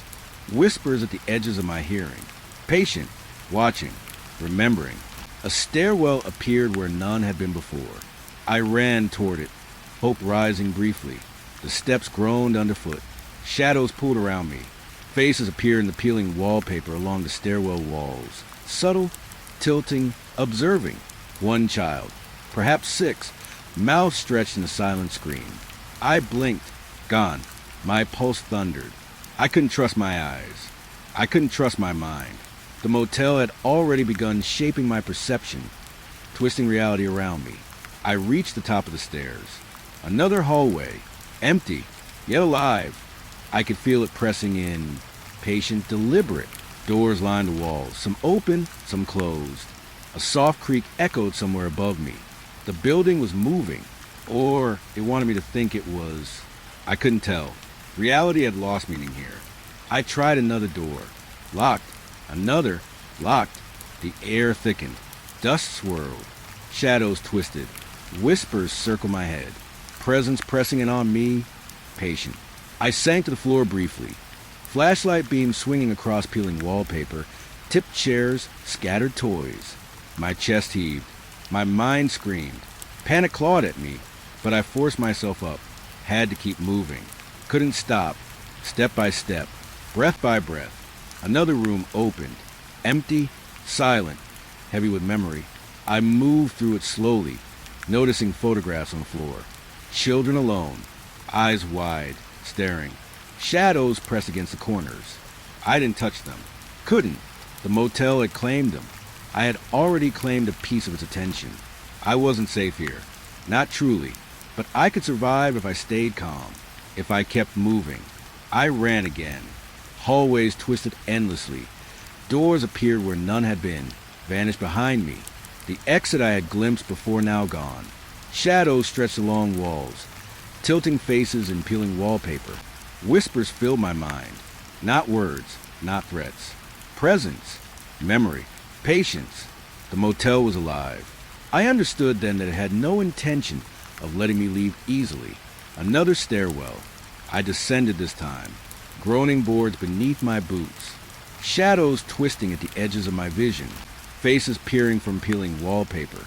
One child, small, crouched in the corner, tilting head as if studying me. I blinked. Gone.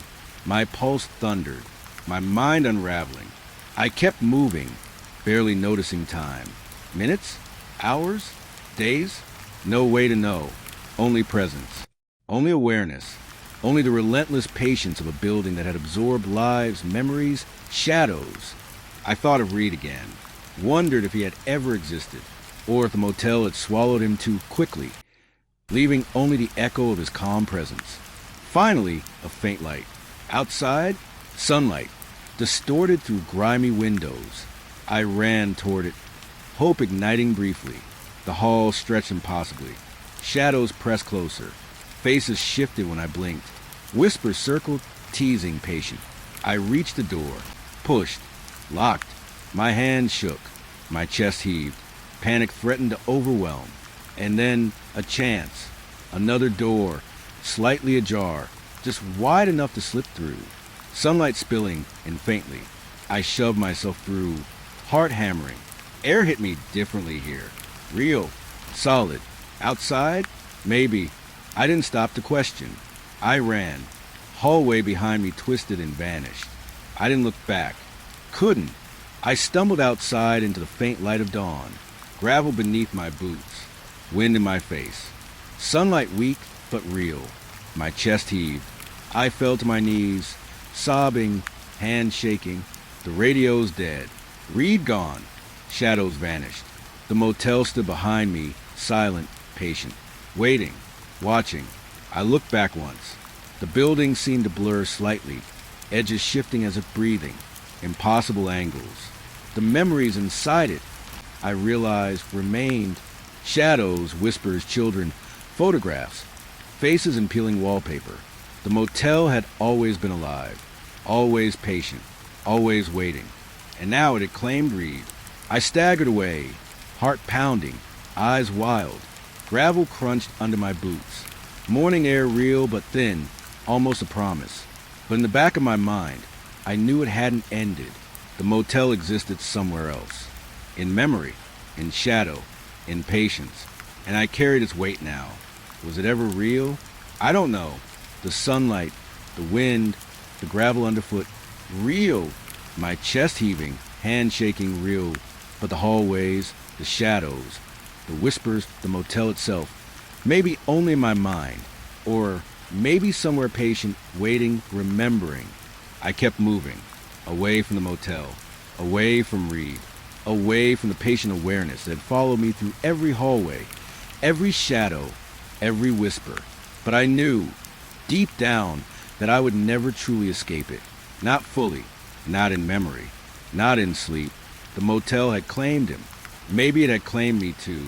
Part of me remained inside, pressed against walls, remembered in peeling wallpaper, whispered in shadows, patient, waiting.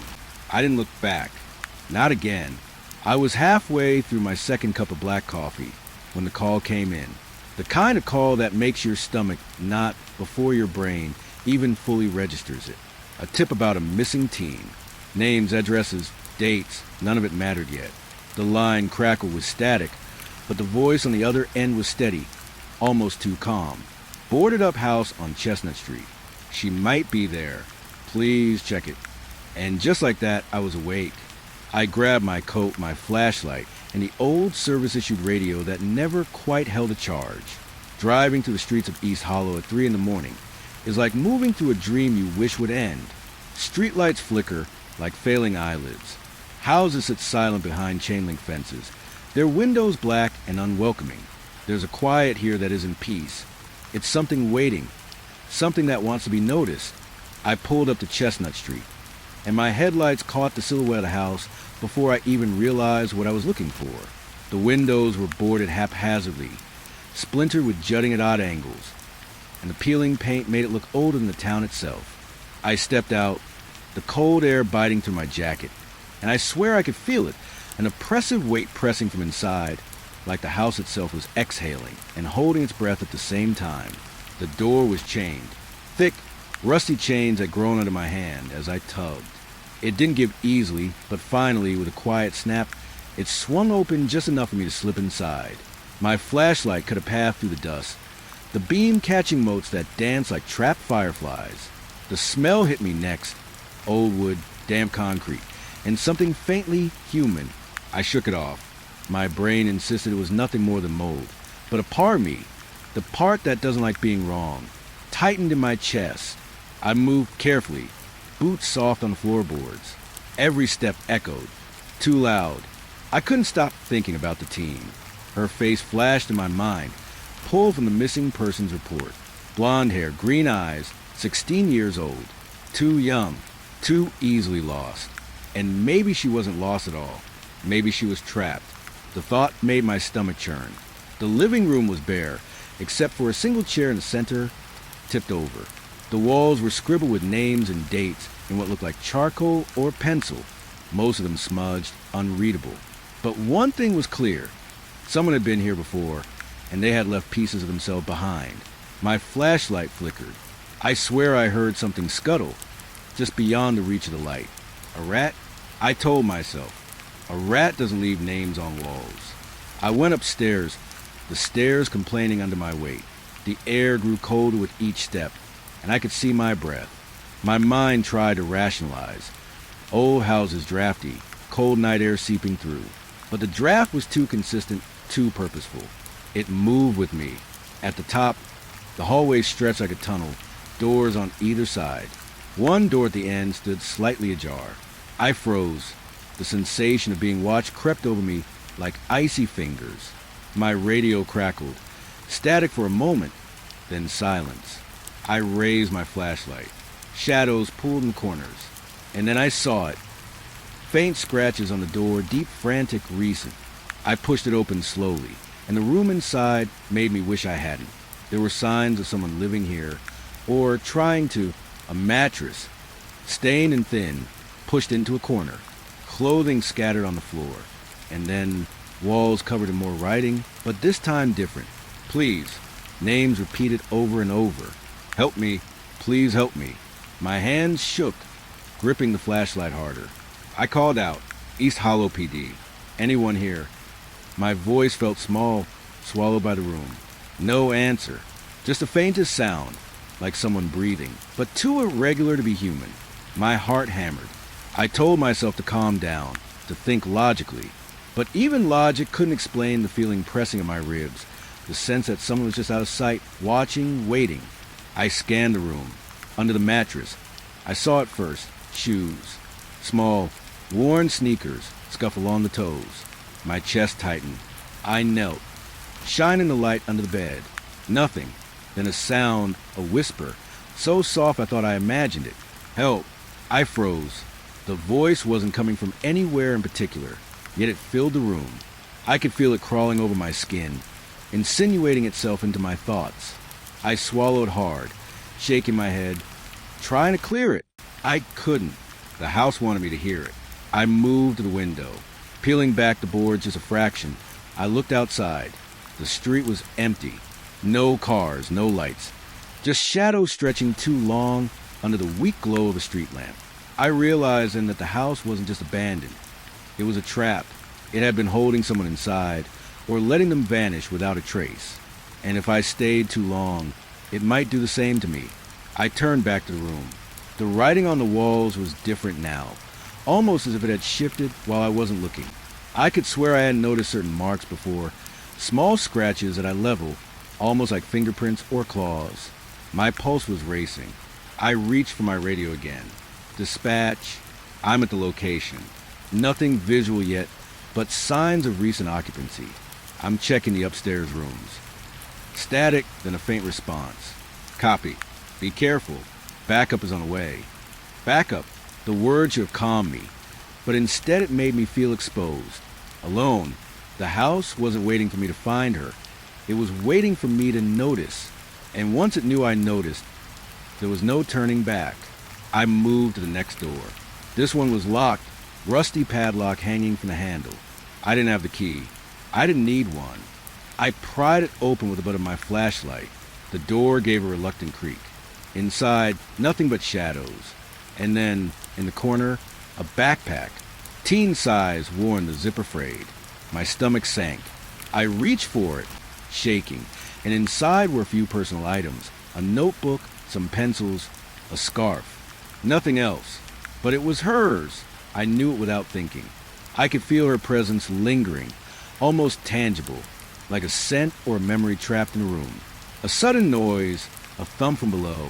My heart leapt. Footsteps? But no one had come in with me. I gripped my flashlight like a weapon, moving carefully to the stairs.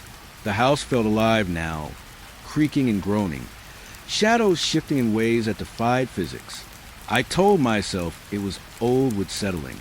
I told myself it was nothing, but I couldn't stop the growing sense of dread curling in my chest. I descended slowly, the thumps following me. Each step was deliberate, careful, but the sound seemed to move with me, always a fraction behind. At the bottom, I stopped. The front door I had entered through looked different, darker, heavier, almost impossible to open. I shoved, forcing it, and it resisted, as if the house was testing me, seeing if I would leave or stay. When the door finally gave, I stumbled outside into the cold night air. Chestnut Street was silent again, indifferent. The house loomed behind me, boarded up, ordinary. Nothing visible from the outside betrayed the terror inside. I radioed dispatch, telling them to send units. I didn't want to go back in, but I knew, deep down, that someone was still there, and maybe, just maybe, she was still alive. I stood there for a long moment, watching the house, feeling its gaze press against me. My flashlight shook in my hands. The wind carried a faint whisper to my ears, almost drowned in the rustling leaves. Don't forget me. I got back in my car, doors locked, heart pounding. I couldn't shake the feeling that whatever had been in that house wasn't done with me, and the thought of the teen still inside made me swear I wouldn't stop, even if the house wanted me to, because I knew, even before anyone else did, that the missing teen report wasn't just another call. It was a warning, a door into something that didn't belong in the world, something patient, something waiting, and I was the first to see it. The streets were quiet as I drove away, but in my mind, I could still hear the faint scratching, the whisper, the pleading. I couldn't tell if it was behind me or inside me, and I didn't want to find out. I don't remember deciding to go down there. I think I told myself it was just routine, just another call, another abandoned house. But standing at the top of those stairs, looking down at the black water pooling across the basement floor, I felt that gnawing twist in my stomach. My flashlight cut a narrow path through the shadows, and even it seemed almost disrespectful, like it was trespassing in a place that didn't want light. The smell hit first.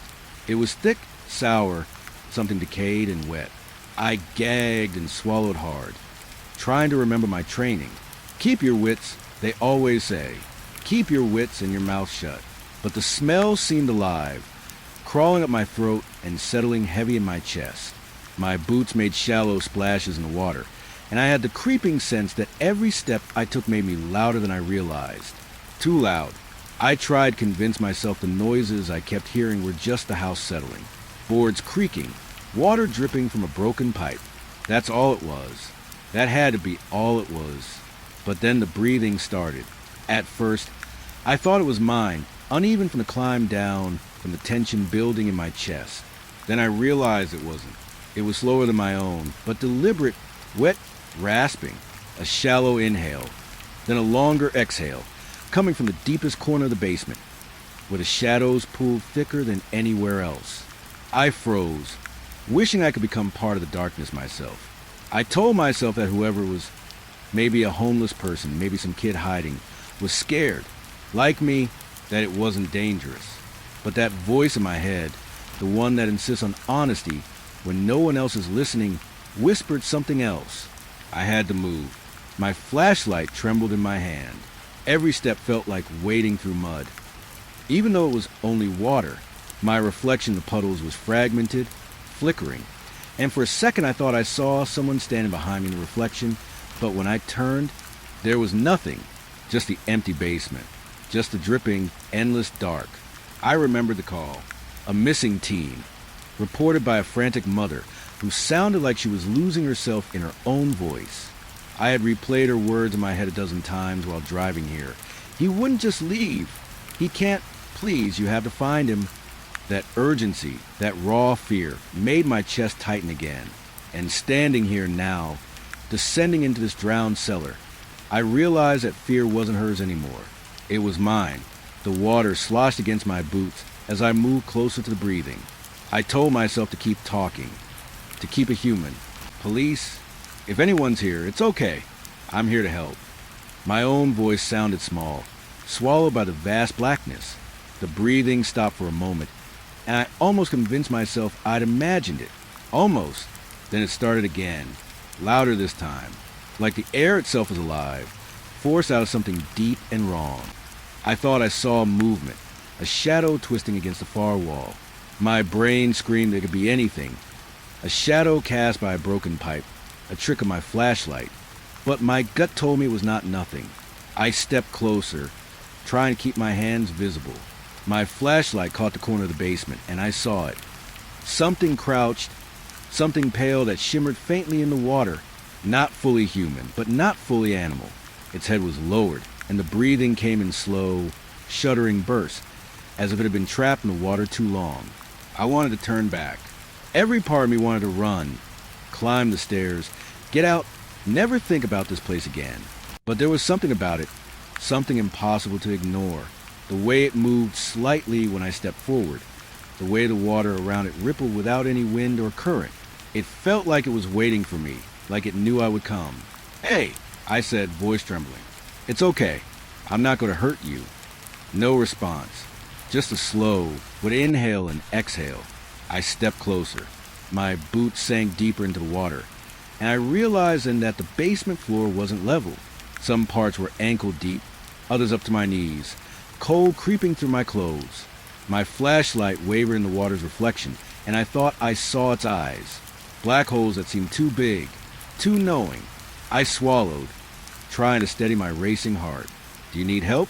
The words felt useless as soon as I said them, as if they had no weight in this room, no power to reach whatever was crouched in the darkness.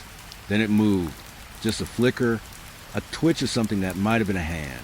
My instinct screamed to run, but I couldn't. My legs felt like lead, my mind refusing to accept that what I was seeing was real.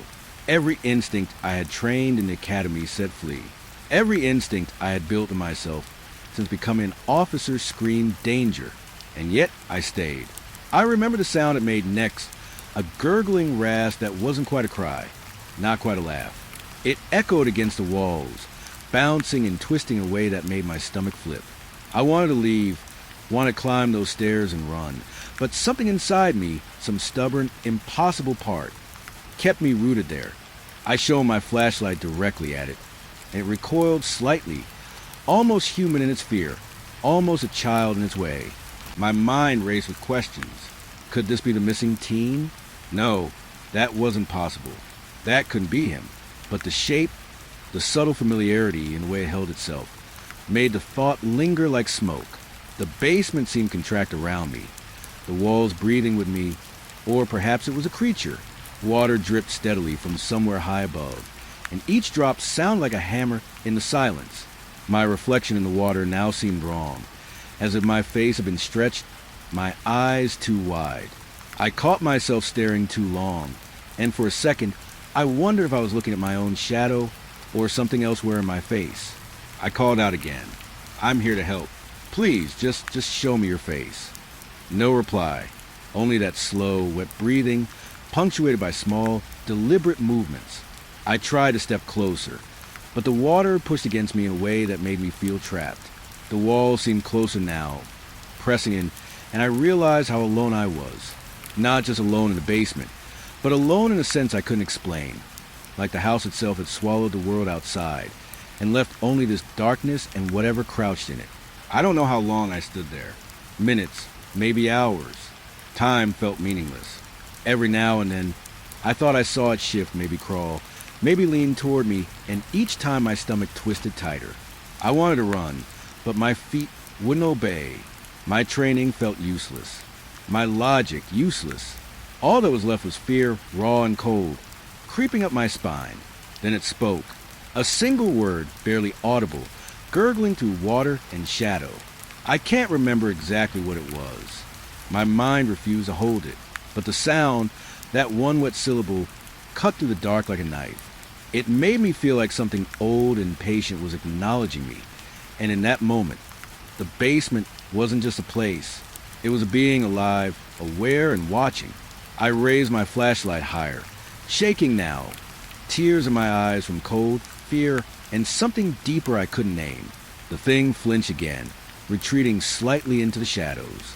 For a moment, I thought it would vanish entirely, like it had never been there. But I knew better. It had been waiting. It would wait. And I realized with a sinking feeling that I hadn't entered this basement. I had walked into its world. And it didn't plan to let me leave easily. I backed up slowly, trying not to make the water splash too loudly, trying to convince myself I could retreat and keep my sanity. My mind kept circling back to the missing teen. Was he here? Had he been dragged down to this water, this darkness, and transformed into something else? Or was I imagining that connection, desperate to find meaning in a place that refused it? As I reached the stairs, I felt a presence brush past me, close enough that I could feel the wet chill on my arm. But when I turned, the space was empty. The breathing stopped. Silence fell like a weight over the basement. I ran the last few steps out, up into the warmer night air, lungs burning, chest heaving. I didn't look back. I didn't want to.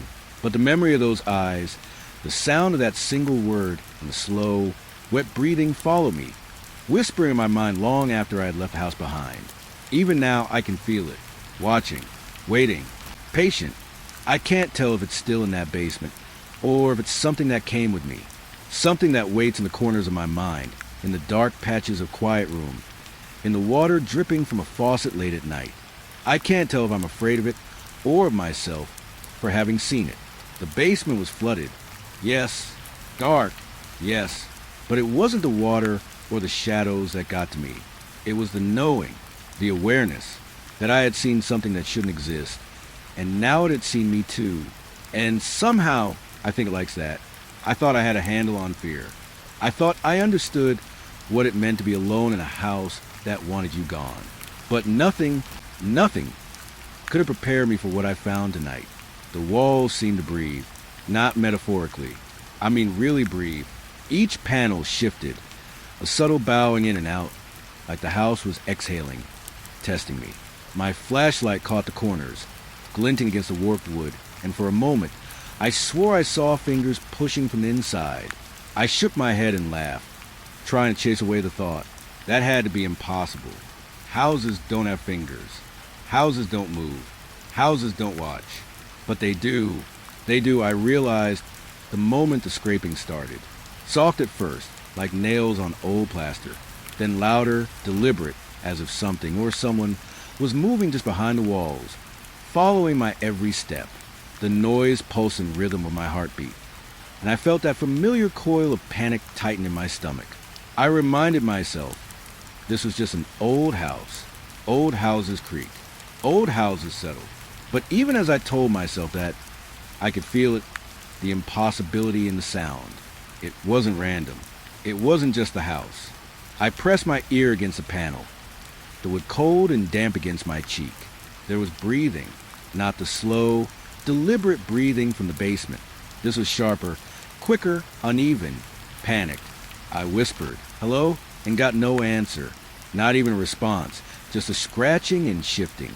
My own voice sounded wrong in that space, swallowed by the walls, echoing back as something hollow and mocking. I move along the hallway, my boots sloshing in water that had seeped from somewhere above, maybe from the basement still. Each step felt heavier than the last, like the house itself resisted my presence. The scraping followed me, stopping whenever I stopped, starting whenever I moved. It was a rhythm I couldn't ignore, a rhythm that made my skin crawl. Then I found it, evidence, something small, personal, tucked into a corner behind a loose panel, a notebook, soaked through, pages warped with water damage, and inside, handwriting that wasn't fully legible, scratched out in a trembling scrawl. I recognized it instantly. Teenage handwriting, nervous, jittery, frantic. I flipped through it, my flashlight illuminating page after page of notes, fears, observations, confessions. The kid wasn't alone. Not really. Someone or something was there with him. I could tell by the way the words shifted, from first-person fear to references to it, they, and the watching. Every page was a spiral downward, a map of terror penned in secret. And it didn't take long for me to feel that terror myself, crawling up my spine like cold fingers. The walls moved again, more insistently this time. A low, almost imperceptible groan, and I swear I saw when the panels bow outward slightly, as if something was pushing from the other side. My rational mind screamed for me to back away, to leave, but my body refused. I had to know. I had to see. I pried at the panel. Water seeped from the edges, dripping down into the puddles on the floor. Behind it there was nothing, nothing solid, nothing I could touch, just darkness. And yet, the sense of presence was overwhelming. I could feel it leaning closer, waiting, breathing, watching. I stepped back, chest heaving. My flashlight caught movement again, quick, jagged shadows flitting along the inside of the walls, almost like reflections, almost like something trying not to be seen. I called out, voice tight, "I know you're there. I'm not going to hurt you." Silence. Then a scraping sound, closer this time, not from the panel, but from inside the walls themselves, deeper. It traveled along the length of the hallway, punctuated by small thuds, like the house had a heartbeat of its own. My heart raced, trying to match it, failing. I remembered the missing teen, the calls to his mother, the fear I had promised her I would face. And I realized something that made bile rise in my throat. This kid hadn't been hiding from me. He'd been hiding from whatever lived in these walls, and it had been waiting patient, knowing I would eventually follow. I followed the noise. My flashlight swung wide, catching glimpses of warped paneling, corners thick with water damage, stains that looked suspiciously like old blood. I didn't want to see it, and yet I couldn't look away. There was a rhythm to this place, a pulse that seemed to sync with the wet, scraping noises. And with every step, I felt like I was sinking, not into the water, but into the house itself. Then I found the room, a side chamber, walls bowed inward, more panels loose than anywhere else. And inside, signs that made my stomach twist. Personal items scattered across the floor, a backpack, a jacket, some toys, the kind of things that make a house feel lived in, and yet the air was stale, heavy, uninhabited for years. A diary lay open on the floor, pages soaked, ink running into impossible shapes. I bent down, picking it up carefully. My flashlight caught a message scrawled across one page in a frantic, childish hand. "They are here. I can't stop them. Please, don't come down." The words were smeared, waterlogged, but the panic behind them was clear. I traced the letters with my fingers, heart hammering. Whoever wrote this hadn't just been scared. They had been hunted. A scraping noise made me whip my head toward the wall. Something shifted behind the panels again, sharper this time, more deliberate. I couldn't tell if it was a hand, a shadow, or something else entirely. The air grew thick, heavy, almost tangible, and I felt it press against me like water. I realized then that whatever was here wasn't confined to shadows. It seeped into the space around me, into my chest, into my lungs, making each breath a struggle. I stepped back, bumping into a small pile of debris. My flashlight flickered, and I swear, in that moment of darkness, I saw a movement in the corner, quick, jerky, and impossible. A figure? A shadow? My mind refused to settle on an answer. I knew only one thing. I was not alone, and neither had the teen ever been. I tried to keep my voice steady, whispering into the oppressive darkness. "I'm here to help. Please, just show yourself." The response was immediate, a scraping, wet sound, closer now, as if something was slithering just behind the panels, brushing along the walls. I could feel the vibration to the floor, like it was crawling under me, around me, aware of me. Panic surged, but curiosity, or maybe duty, held me rooted. I pried at another panel, this one warped and bowed. My fingers found empty space behind it, cold and wet, but again, nothing tangible. And yet, the sense of presence was undeniable. I could feel eyes on me, dozens of them, watching from somewhere I couldn't see. The scraping escalated, a crescendo of friction and wetness that made my teeth ache. I realized with sudden clarity that the house itself wasn't just a structure. It was a trap, a container for something patient, something that had waited for anyone foolish enough to come looking. And in its patience, it had learned, adapted, grown stronger.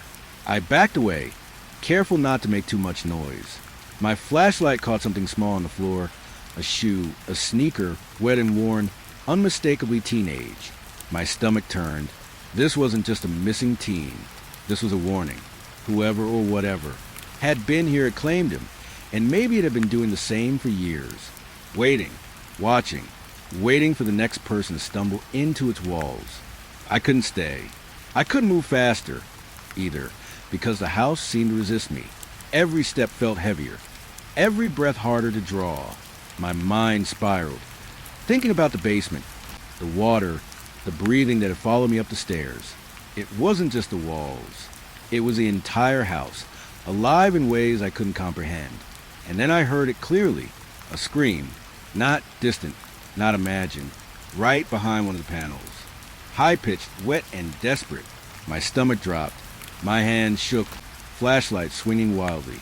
The scream didn't just echo. It pressed into my chest, rattling my bones, clawing at my mind. And then it stopped. Just like that. Silence. Absolute. I wanted to leave. I wanted to run. But I had to know. I had to see. I pried at the panel again, and for a heartbeat, I imagined seeing the teen, alive, terrified, looking at me through the cracks. But the panel gave way and revealed nothing. Just black, wet darkness, and the sense of something breathing, something watching, pressing close enough that I could feel it against my skin. I stumbled back, heart racing, chest heaving. My flashlight caught reflections in the water on the floor. Reflections that weren't mine. Reflections of something crouched, pale, waiting in the corners where the light didn't reach. Something that had been here all along, something patient and cruel. I realized then that the teen hadn't been hiding from me. He had been hiding from it. And whatever it was, it had been learning from him. I ran. Not fast, but fast enough, slipping through puddles, sloshing water, dodging the warped panels that seemed to lean toward me. Every step echoed, every movement watched. I didn't stop until I was outside, gasping in the cold night air, chest heaving, heart hammering, shaking all over. The house loomed behind me, silent, patient, knowing I had seen too much. Even now, I can feel it, behind walls, in corners, under floors. Waiting, watching. The teen had never been alone, and neither had I, not really. And the thought of going back, of stepping into that breathing, shifting darkness, makes my stomach twist in ways I didn't think possible. The house didn't just want me gone. It wanted me to understand something. Something I don't fully grasp yet. And I know, deep down, that understanding it might be the thing that kills me, or worse, the thing that changes me forever. I never believed in ghosts. Not really. I told myself I didn't. But standing outside that house, the one the neighbors swore had been empty for years. I felt a chill creep down my spine that no wind could explain. The paint was peeling, the windows dark and blank like dead eyes. I could see the weeds crawling through the cracks in the sidewalk, the front porch sagging like it was tired of holding itself up. Everything about it screamed abandonment, yet the calls were insistent. Crying babies, neighbors swearing they heard children wailing from inside, even though the house had been empty for as long as anyone could remember. My partner had laughed it off on the drive over. Probably a neighbor's kid or some old sound echoing weird, he said. But something about his voice didn't settle me. Maybe it was the way he said it, too light, like he didn't want to admit he was uneasy too. I ran my hand along my flashlight before stepping onto the porch, though it groaned under my weight. A long, complaining sound that echoed into the empty street. I called out softly, "Police? Anyone here?" My voice sounded small against the hollow dark. And then I heard it, a soft cry, high-pitched, desperate, echoing from somewhere inside the house. I froze, heart hammering, and for a moment thought I imagined it. But then it came again, closer this time, and it wasn't a trick of memory or imagination. Someone or something was crying. A baby. I swallowed hard, trying to remember my training, the advice drilled into me over years of night shifts. Stay calm, assess the situation, don't assume the worst. But the worst doesn't have to be loud or obvious. Sometimes it's in the quiet, in the soft, repeating sound that shouldn't exist. I stepped inside. The floorboards protested beneath my boots, each one threatening to give way with my weight. Dust hung in the air, thick and choking, stirred by every movement. My flashlight cut a swath through the darkness, catching glimpses of peeling wallpaper, broken furniture, an overturned crib. The smell hit next, a mix of mildew, rot, and something faintly sweet, like baby powder long decayed. My stomach twisted, but I forced myself deeper. The cries grew louder, echoing strangely, bouncing off walls in ways that made it hard to tell where they came from. I called out again, "Is anyone here?" It's the police. If someone's in trouble. The words caught in my throat. They seemed meaningless. How could anyone be here? How could a baby cry from a place no one had lived in for years? I reached the nursery. At least, I think it was a nursery once. Wallpaper with faded cartoon animals clung stubbornly to the walls. A rocking chair sat in corner, dust-coated, its motionless presence somehow menacing. And the crib, an old, warped thing, empty, its mattress sagging, was where the crying seemed strongest. My flashlight shook slightly in my hand, though I tried to keep it steady. The crying stopped. I froze, listening. My breath sounded too loud, echoing off the walls, filling the room. I shone the light into every corner, every dark shadow. Empty. Nothing moved, and yet the tension in the room was palpable. It felt like the air itself was watching me, holding its breath. And then soft footsteps, barely audible, quick, almost playful, moving across the floorboard behind me. I spun, flashlight swinging. Nothing, just shadows stretching and twisting. I told myself it was probably the wind settling the old house. But my stomach told me otherwise. Something was here, something that had been waiting.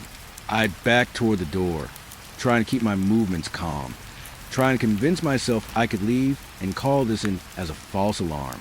But as I reached the handle, the crying started again, closer, insistent, impossible, not echoing from somewhere else. Right here, right in the room with me, I knelt by the crib, heart hammering, hand trembling as I reached for the mattress. Empty, cold, nothing, yet the crying continued, moving around me like a whisper, a wail that didn't belong to any living thing. I pressed my ears against the mattress, my mind racing. I wanted to scream, to call out for my partner, but my voice caught in my throat. I realized then that I was completely alone. The rocking chair creaked, slowly, deliberately, as if something unseen had pushed it. I froze. My flashlight caught its faint motion. 1 inch forward, then back. The air in the room thickened, pressing it on me. I wanted to run, wanted to leave and never speak of this again, but curiosity, or maybe something darker, kept me rooted to the spot. I whispered, "It's okay. I'm not going to hurt you." Please. The words felt foolish, empty against the vast emptiness of the room. And yet, the crying shifted, like it responded, circling around me, brushing against my ears in a way that made the hairs on my arms rise. I thought about the neighbors, their frantic calls, the fear in their voices. Had they been hearing this too? Or had they simply imagined it? A shared illusion born of loneliness and decay? But standing here, in this room that should have held nothing, I knew what they had heard. The cries were real. I took a step back, my flashlight catching movement in the corner of my eye. A shadow flitted across the wall. Too fast to be human, too purposeful to be random. I spun, heart racing, and it was gone. Just the empty nursery, the crib, the rocking chair, the thick, choking dust. The cries stopped again. Silence. Absolute. I swallowed, trying to steady my trembling hands. And then I heard it, a whisper, soft, almost a hiss, like someone breathing right behind me. Don't leave. I spun around. Nothing.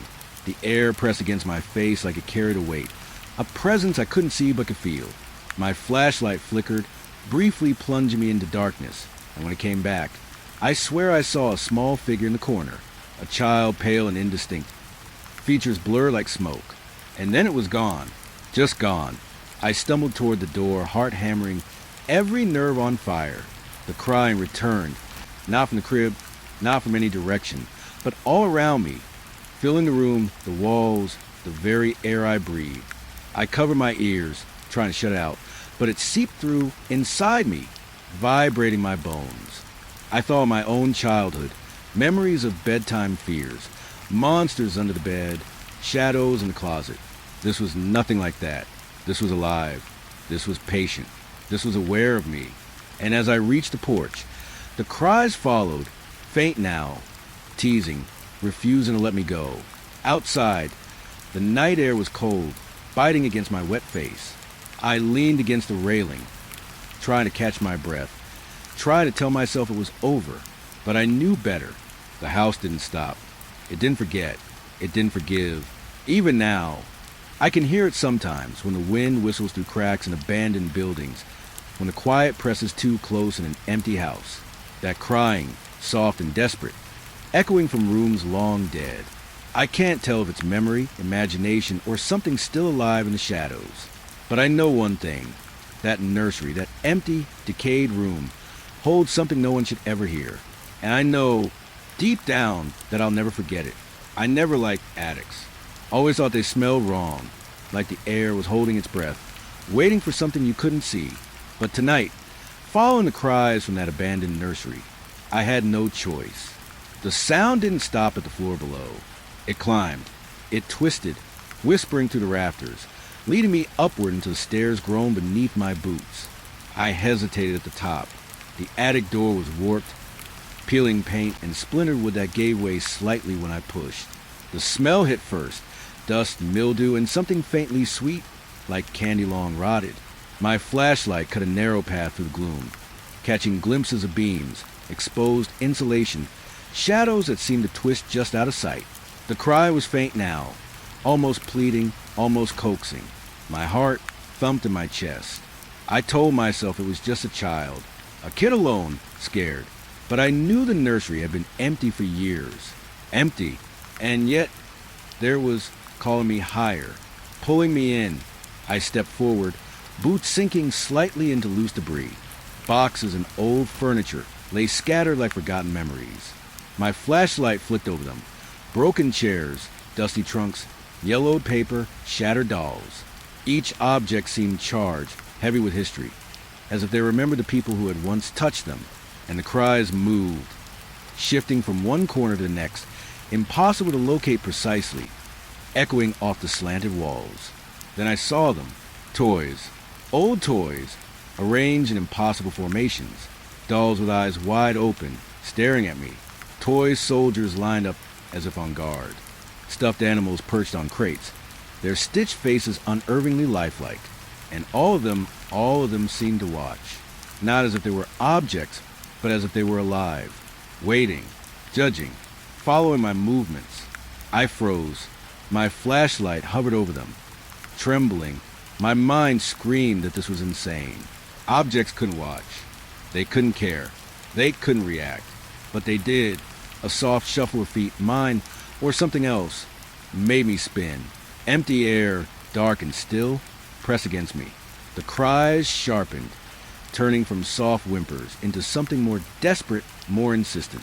A baby, or something pretending to be one, was here, somewhere, but the sound didn't belong to any living creature I had ever known. It bounced in the rafters, impossible directions at once, impossible distances. I moved closer to the center of the attic, trying to stay rational. My flashlight illuminated more toys, more arrangements that seemed deliberate. A tea set on a broken table. Tiny chairs tipped toward the door as if expecting me. Blocks stacked in towers, with letters spelling words I couldn't read without tilting my head in unnatural ways. My chest tightened. This wasn't random. Someone or something had set this up. It wasn't child playing. It was planning, watching, waiting. The crying shifted again, louder, sharper, closer. I want to call out, to assure I was friendly, but my voice felt small, swallowed by the oppressive ceiling beams, the low-hanging rafters. I whispered anyway. I'm here. I'm not going to hurt you. Please. Silence answered. Then a creak, a sliding sound, like a box being nudged across the floor. My flashlight caught a shadow flit across the far wall. Too quick to be natural, too deliberate to be random. I froze, hand on my gun, heart hammering. This wasn't just an attic. It was a trap, a stage for something that had been waiting for me to come. I stepped toward the far corner, where the sound seemed strongest. My flashlight flicked across a trunk, and the toys around it shifted slightly, subtle movements that my mind shouldn't have seen. But I did. Dolls turning their heads, soldiers leaning forward, the stuffed animals tilting like they were breathing in time with me. I blinked. Nothing. My mind tried to convince me it was fatigue, imagination, the flickering of the light. But deep down, I knew it wasn't. The cries became screams, brief and sharp, tearing through the stillness like nails on glass. My stomach lurched. I backed up, tripping over a broken chair, my flashlight clattering to the floor. It rolled slightly, illuminating the toys in a warped, strobing light. And then I saw it. Something small, hunched, pale, almost childlike, crouched in the shadows, its head lifted, and the sound of its breathing or crying cut through me like ice. I raised my flashlight higher, hands trembling. The figure didn't move fully into the light. Its eyes caught mine, impossible dark pools that seemed too deep, too knowing. I wanted to run, but my legs felt cemented. Every instinct screamed at me to escape. Every training manual in my head was useless against what I was staring at. And the cries, they weren't coming from the figure now. They were coming from everywhere, from the walls, from the floor, from the toys themselves. I stumbled backward, mind spiraling. The toys moved again, not just subtly this time. Blocks tumbled in precise patterns. Dolls shifted in unison, all of them facing me now. The air thickened, pressing down, making it hard to breathe. The cries overlapped with whispers, soft syllables I couldn't make out, but that made my skin crawl.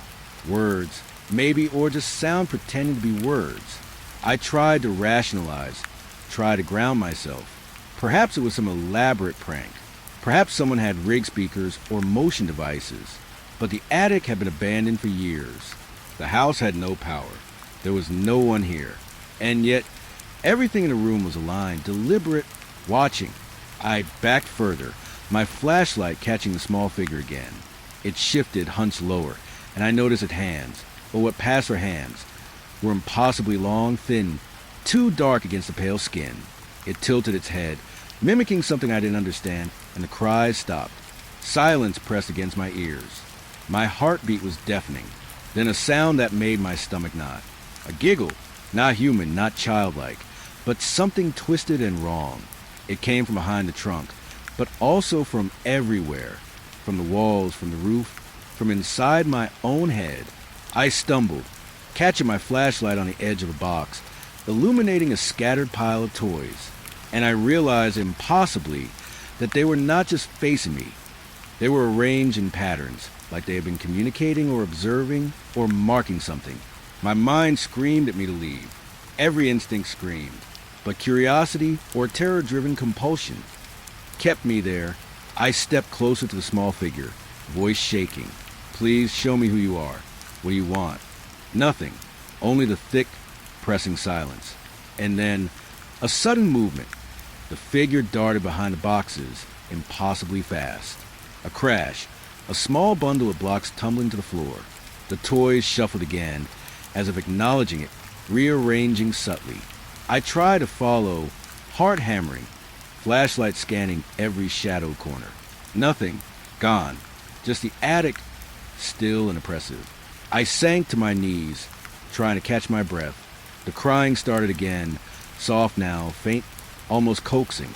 It wasn't coming from anywhere I could see. It wasn't from the attic. It was from inside the house, inside the walls, inside the air itself. I realized then that the attic wasn't just hiding something. It was alive in ways I didn't understand. Something had been waiting, learning, arranging, and observing for years. I forced myself up, taking slow, careful steps toward the door. The toys shifted slightly with each movement, subtle but deliberate. Dolls' heads turning, eyes following, blocks tilting. I felt watched, judged, measured. The crying continued, fading as I descended the stairs, but it didn't leave entirely. It followed me, echoing my ears long after I reached the landing, out into the hallway, into the night air. Outside, the wind blew through the broken windows, cold and biting.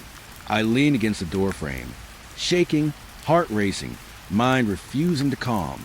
The attic didn't just contain toys or shadows. It contained something else, something patient, something aware. And I knew, with a sinking certainty, that it had been waiting for someone like me for a very long time. Even now, when I close my eyes, I see those toys, dolls staring, soldiers leaning, blocks stacked in impossible patterns. I hear the faint cries, soft and desperate, echoing in empty spaces. I can't tell if it's memory, imagination, or that attic is still alive, still watching, still waiting. But I know one thing. That nursery, that attic, that house, they hold something no one should ever disturb. And I know, deep down, that I will never be able to forget it. I didn't want to go down that hallway. The house seemed to stretch endlessly in the darkness. A narrow corridor lined with doors that hadn't been opened in years. The air smelled of dust, old wood, and something faintly metallic that made my stomach twist.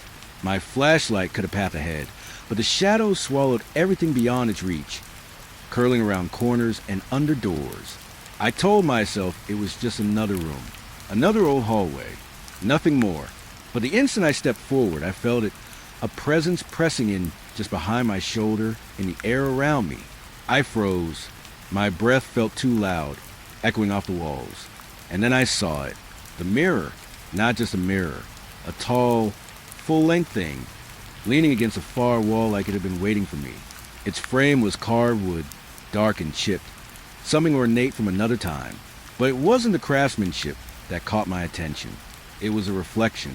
At first, it was just me, my flashlight cutting pale streaks through the dust. My own haggard face, sweat on my brow, eyes wide. Then I saw them. Figures. Shadows at first, indistinct, standing just behind me, or were they inside the glass? I spun, flashlight cutting the hallway behind me. But the space was empty, nothing, only the long, narrow corridor stretching into darkness. I looked back at the mirror. The figures were still there, subtle, shifting, watching. I swallowed hard, trying to convince myself it was trick of the old glass, warped by age. But they moved when I moved. Or maybe they didn't. Maybe they moved on their own, deliberately, slowly, in a way that made my skin crawl. I stepped closer, heart hammering.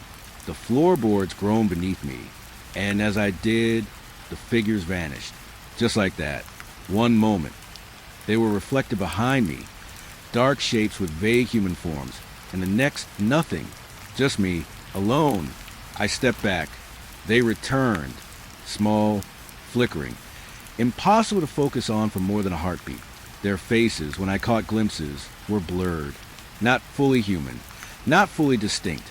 like they existed in memory and shadow both. And yet, the familiarity of them gnawed at the edges of my mind. I felt like I had seen them before, or like I should have. I swallowed, hand on my gun, and tried to calm my racing thoughts. Maybe it was the house. Maybe it was fatigue. Hours spent in dark rooms, chasing shadows and cries, seeing things that shouldn't exist. But the mirror didn't lie. Whatever it was, it existed here, in this frame, trapped in the glass or using it as a window. It lingered. I edged closer again, trying to catch one figure in the corner of the reflection. My flashlight trembled in my hand, casting jittering shadows that seemed to mingle with the ones in the mirror. My own reflection moved, but slower than me, delayed, unnatural, and I realized it wasn't quite my own. Not entirely. A door at the end of the hallway creaked, soft, deliberate, like it hadn't been touched in decades. My pulse jumped. I turned fully toward the mirror again. The figures were closer now, pressing against the limits of the glass. I could see shapes that suggested faces, hands, torsos, but no detail, nothing solid. And yet, I felt their awareness, a tangible weight pressing toward me. I whispered, "Who's there?" My own voice sounded foreign in the hallway, small and weak against the oppressive quiet. The mirror didn't answer, but one of the figures moved. A hand, faint and translucent, pressed against the glass. Not just a shadow, not just light, something real enough that I could feel a chill crawl up my arm. I backed away, shaking. My flashlight cut wild angles across the walls. The mirror reflected nothing but me again.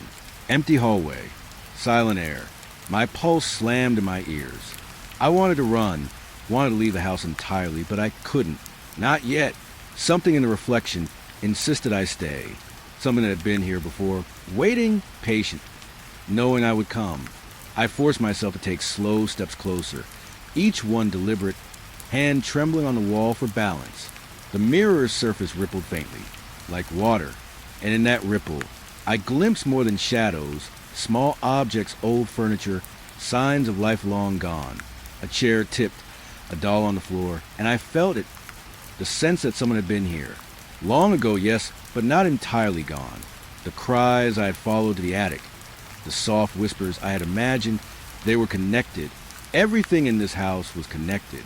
Layers of past, trapped and present, watching me through reflections, listening to my steps. And the mirror was the most honest witness of all. I noticed the hallway behind me in the glass. Empty, always empty. But the reflection told another story. A man, maybe a boy, standing just behind me in the mirrored corridor. I spun around. Nothing. But when I turned back to the mirror, the figure had moved closer. A step, a tilt of the head. Watching, waiting. I felt my stomach twist. Not fear exactly. Something deeper. The realization that this house wasn't just abandoned. It was preserved, curated. Every creak, every shadow, every reflection was intentional. A record of life that had once been here, or perhaps still was, lingering just beyond perception. I whispered again, voice shaking. "What do you want?" The mirror didn't answer, but one of the figures leaned forward, impossibly close. I could see the vague outline of eyes, hollow and dark, like pits, and then it vanished, flicked away, erased, leaving only the smooth glass behind. My mind raced. Was I losing it? Sleep deprivation, stress, all the calls, the empty rooms, the cries in the nursery and attic? Maybe, but I knew what I saw. I knew what I felt. Awareness, patience, the echo of a presence that refused to leave. I took a step closer, hand on the mirror now, feeling the cold surface under my fingertips. The glass was smooth, solid. Nothing could be behind it, nothing could breathe. And yet, a whisper, soft, almost lost in the silence, came from the reflection itself. "Don't leave?" I stumbled back, heart hammering, flashlight shaking in my hand. I tried to rationalize it. Maybe the wind, maybe memory, maybe the house itself was playing tricks. But the sound was too clear, too deliberate, not in the air around me, in the glass, in the mirror. I looked at the figures again.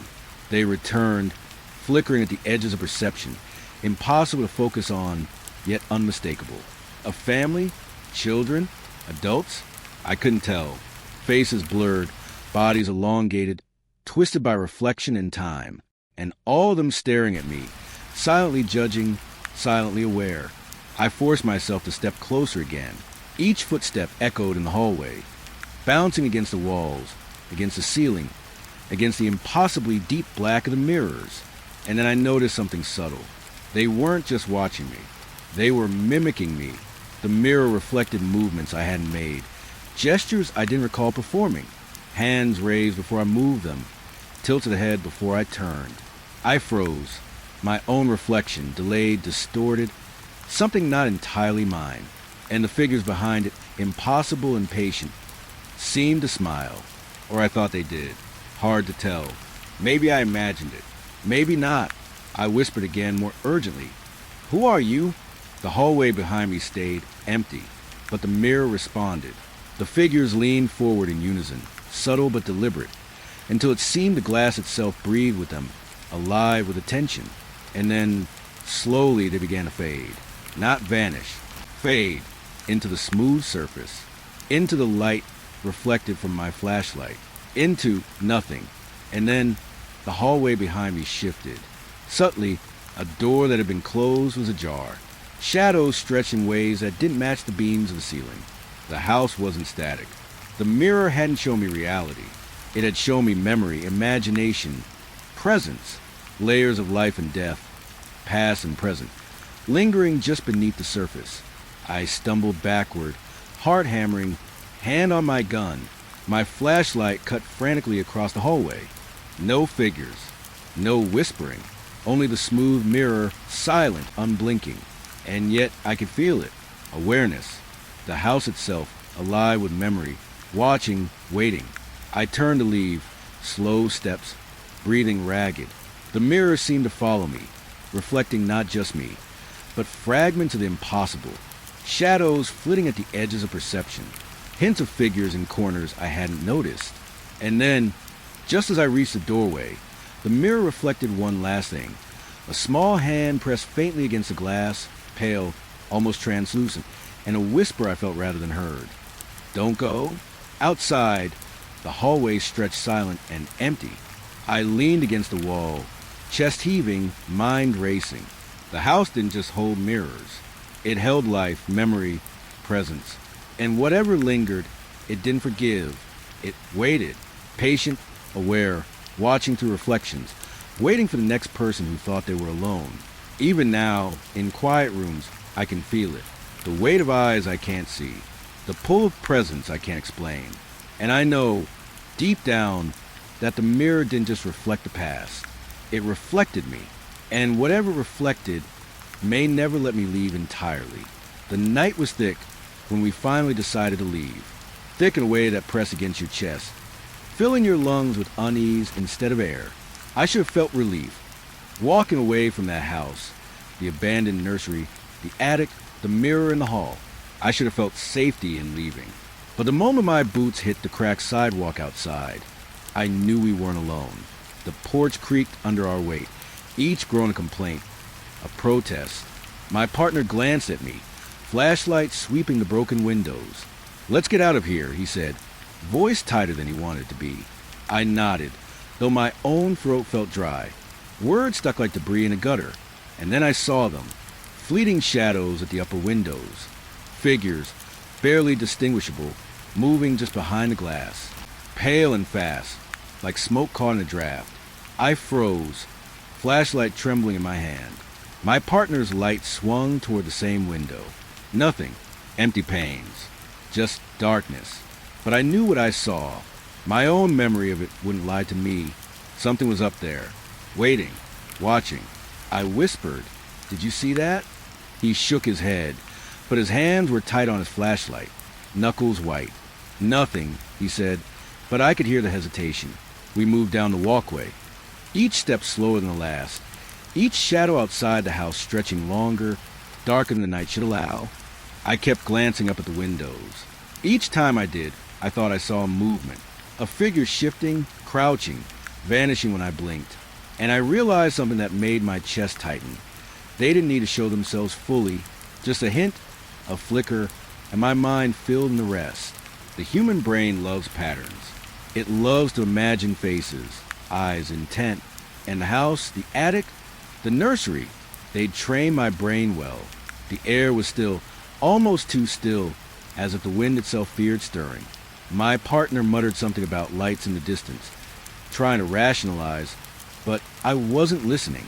My eyes were glued to the windows. Fleeting glimpses of pale shapes, some too tall, too thin, bending at unnatural angles, all pressed close to glass, watching us leave. I took a deep breath, trying to steady myself.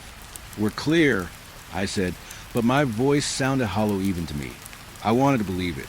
I wanted to tell myself we had survived, that the house was just empty wood and rot. But I couldn't. The car was a short walk away, and as we approached, I felt the oppressive weight of the house behind me, not just the structure itself, but the awareness within it, watching, recording, learning. I could feel the residue of everything we had seen, the crib, the toys, the mirror, the attic, all of it clinging to my mind like smoke, indistinct but persistent. We reached the car, sliding in silently. The engine turned over, humming against the quiet night. Headlights cut a path along the cracked road. And then, from the corner of my eye, I saw movement in the house again. One window, a figure, pale and deliberate, standing just inside, staring out at us. Not flickering this time. Solid enough that I felt a cold shiver run down my spine. I blinked. Nothing. Just the empty pane of glass, reflecting the car lights. I cursed under my breath, heart hammering, trying to convince myself it was fatigue, paranoia, imagination. My partner started the car in earnest, hands tight on the wheel. "Let's go," he said. I nodded, too afraid to speak, watching the dark silhouette of the house recede into the distance. But I couldn't stop seeing them. Shadows at the windows, watching, waiting, not moving, not needing to, just observing. And then the thought struck me like ice in my veins. Had we ever been alone inside that house? I thought back to the nursery. The cries, soft and desperate, echoing in the empty room. The rocking chair, swaying without wind. Dolls turning. Toys arranged deliberately. Everything there had been alive in some sense, aware, patient. And I realized that even in our own footsteps, we had been intruding on something older, something aware of every motion, every breath, every heartbeat. The mirror in the hall had shown it most clearly. Figures lingering behind reflections, mimicking us, shifting when we moved, vanishing when confronted. And now, as we left, the windows bore silent witness, recording our exit, imprinting our presence into the house's memory. I kept glancing over my shoulder, trying to catch one last glimpse. Every time, I thought I saw them. Figures pressed close to the glass, pale and elongated, bending in ways that no human body should. One figure leaned closer, head tilting in a way that suggested curiosity, almost amusement. I could feel its attention like a weight on my shoulders. My partner tried to distract me, talking about the neighborhood, the quiet, the distant streetlights. I nodded along, not hearing a word. The house had marked me, all of us, and even now, the awareness lingered, embedded in the air we had just left. We drove through the cracked streets, headlights cutting through the mist. The town was quiet, normal, safe almost, and yet I knew it wasn't gone. The house followed us, in a way, not physically, but in my mind, in the way shadows seemed to stretch when we passed other buildings, in the way corners of rooms I entered felt too dark, too aware, too alive.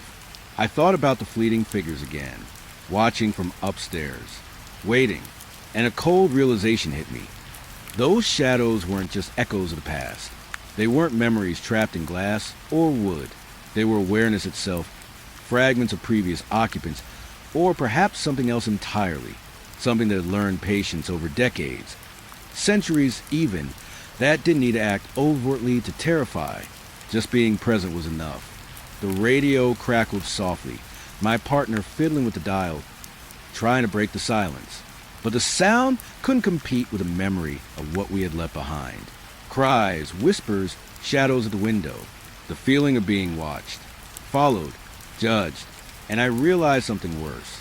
Not only had we not been alone, we might never truly leave that place behind. I kept my eyes forward, but my mind traced a hallway. The nursery, the attic, the mirror, every room, every shadow, every reflection. The house had been waiting for us. And even as the distance grew, I felt it imprint itself deeper into my mind, recording us, learning us, waiting for the next intrusion, the next curiosity, the next person foolish enough to believe the house was empty. My partner finally spoke, voice quieter now, hesitant. "You all right?" I nodded, though my throat burned, words failing me.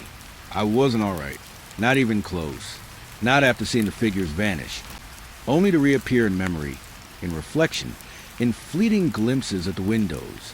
The house had marked us, followed us, and I knew instinctively it wouldn't stop. Every time I closed my eyes later that night, I saw them, shadows at the windows, pale and deliberate, bending in impossible ways, watching, waiting. The figures weren't gone. They never would be, not entirely. And I understood then that the house was patient, immortal in a sense, alive in a way that defied logic. It didn't need to chase. It didn't need to speak. It just existed, aware, observing. I thought about the previous occupants, the cries we followed, the toys, the mirror, the attic. Had they ever truly been alone? Or had the house always been aware, always present, feeding on the small moments, the fear, the curiosity, the trespass? The thought made my stomach churn. I realized we weren't just witnesses. We were participants, imprinted into its memory, cataloged, observed. I glanced at the rearview mirror as we drove. The darkness behind us stretched unbroken, and in the faint reflection of the taillights, I thought I saw it again, a shadow fleeting, bending in ways that shouldn't be possible, watching us retreat. And I knew, as I always knew, that leaving didn't end anything. Not really. The weight pressed on me even now. In every quiet room, in every house I enter, I feel the echo of those shadows. Waiting, watching. The house had marked me, had marked us all. And no matter the distance, no matter the light, I know we carry it with us.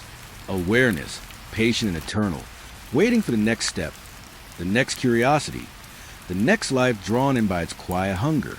I said nothing to my partner. He doesn't know. He doesn't need to. But I can feel it every time I close my eyes. Shadows at the window, watching, waiting, and the understanding that we were never truly alone. Even now, I can't shake the memory. And I fear one day we might return, not willingly. But the house will draw us back, as it draws all who enter, all who see, all who are observed. Patient, immortal, aware, waiting. It was supposed to be routine.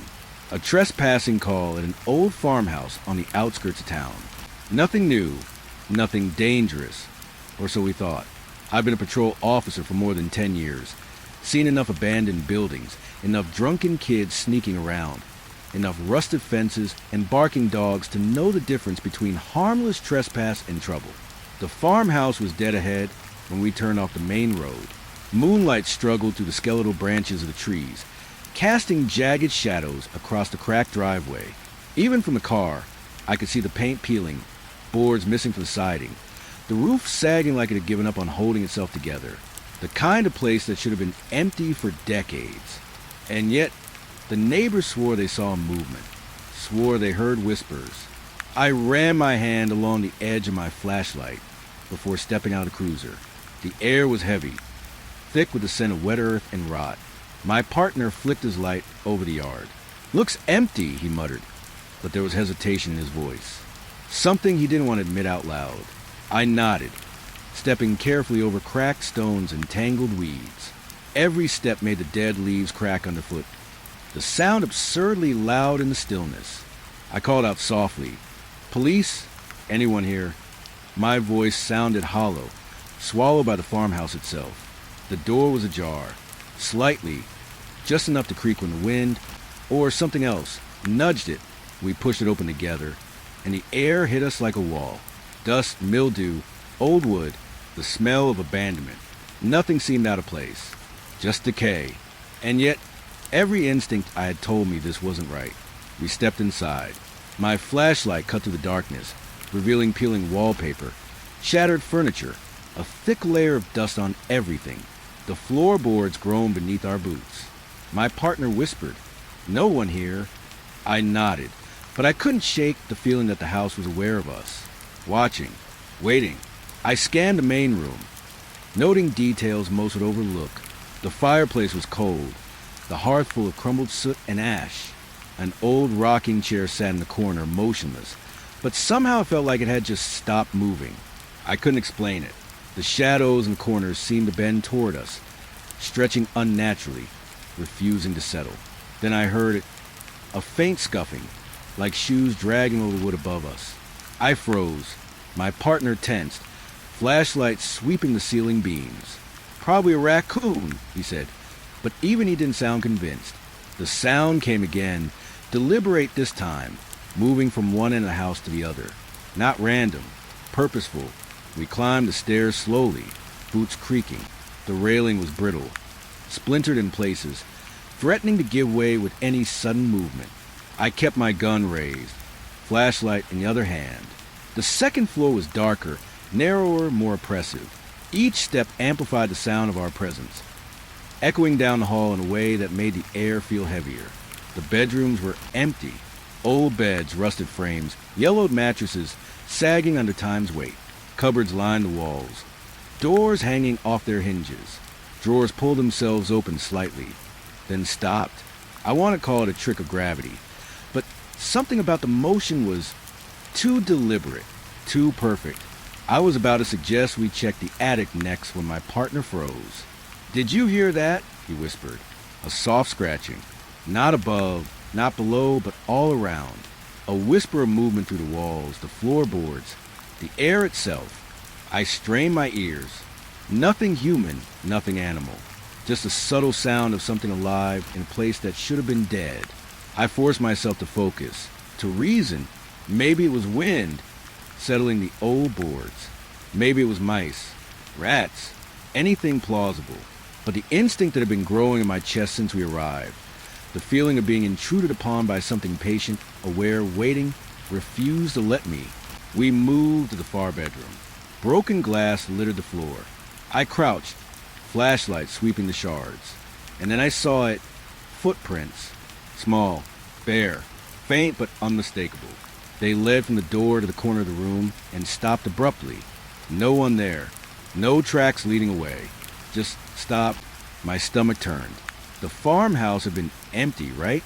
Years of abandonment. And yet, the prints were there. Recent. Alive. And I knew immediately that we hadn't been alone. Not at any point since we stepped on the property. The scratching sound returned. Closer now. Coming from the hallway outside. My partner motioned for me to follow. Slowly, carefully, we stepped into the corridor. Dust motes danced in the beam of my flashlight, settling around us like tiny ghosts. The sound moved with us, just out of sight, brushing against our awareness, refusing to reveal itself. We reached the staircase to the attic. The old boards groaned under our weight. The door, nailed shut from the inside years ago, had splintered partially, enough for us to force it open. The smell hit first, musty, rotten, sweet in an almost sickening way. My mouth went dry. I pushed the door further, flashlight illuminating the cramped space. The attic was empty, mostly boxes stacked haphazardly, some toppled, some intact. My light caught an old rocking horse, tilted unnaturally. Dust swirled as if the air had been disturbed a moment ago, and then I saw the shadows, fleeting, at the edges of perception, moving just behind the stacks of boxes, slipping in and out of corners. I tried to speak, but my voice caught. Who's there? Silence. Only the groaning of the attic boards. But I felt it. The presence, patient, aware, watching us, waiting, and then a sound, soft, deliberate. Footsteps, not our own, coming from the far side of the attic. Slow, careful, purposeful. My partner raised his flashlight, but saw nothing, only the long, empty shadows stretching across the floor. I swallowed hard, heart hammering. Every logical thought fled. We weren't alone. Not in the main room, not in the bedrooms, not in the attic. Something had been here, living in the corners, in the shadows, in the air itself, waiting. And now, after 10 years on the force, I felt the first real, raw terror that couldn't be explained by procedure or training. The footsteps stopped. Silence returned, thick and suffocating. I could feel the weight of unseen eyes pressing in on us. And then a whisper, just a breath, a sigh, a word almost, but gone before I could catch it. My partner and I exchanged a glance, understanding without speaking that we had crossed into something we didn't belong to. I stepped closer to the corner where the footsteps had ended.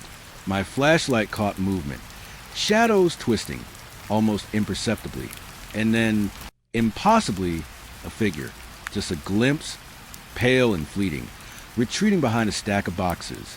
I blinked. Nothing. Only dust and empty space. My mind screamed that I had seen it.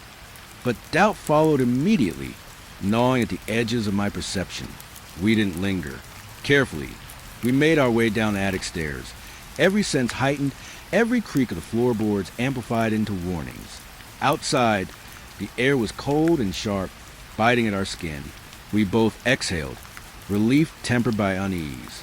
The farmhouse sat behind us, silent and patient, dark windows reflecting the moonlight.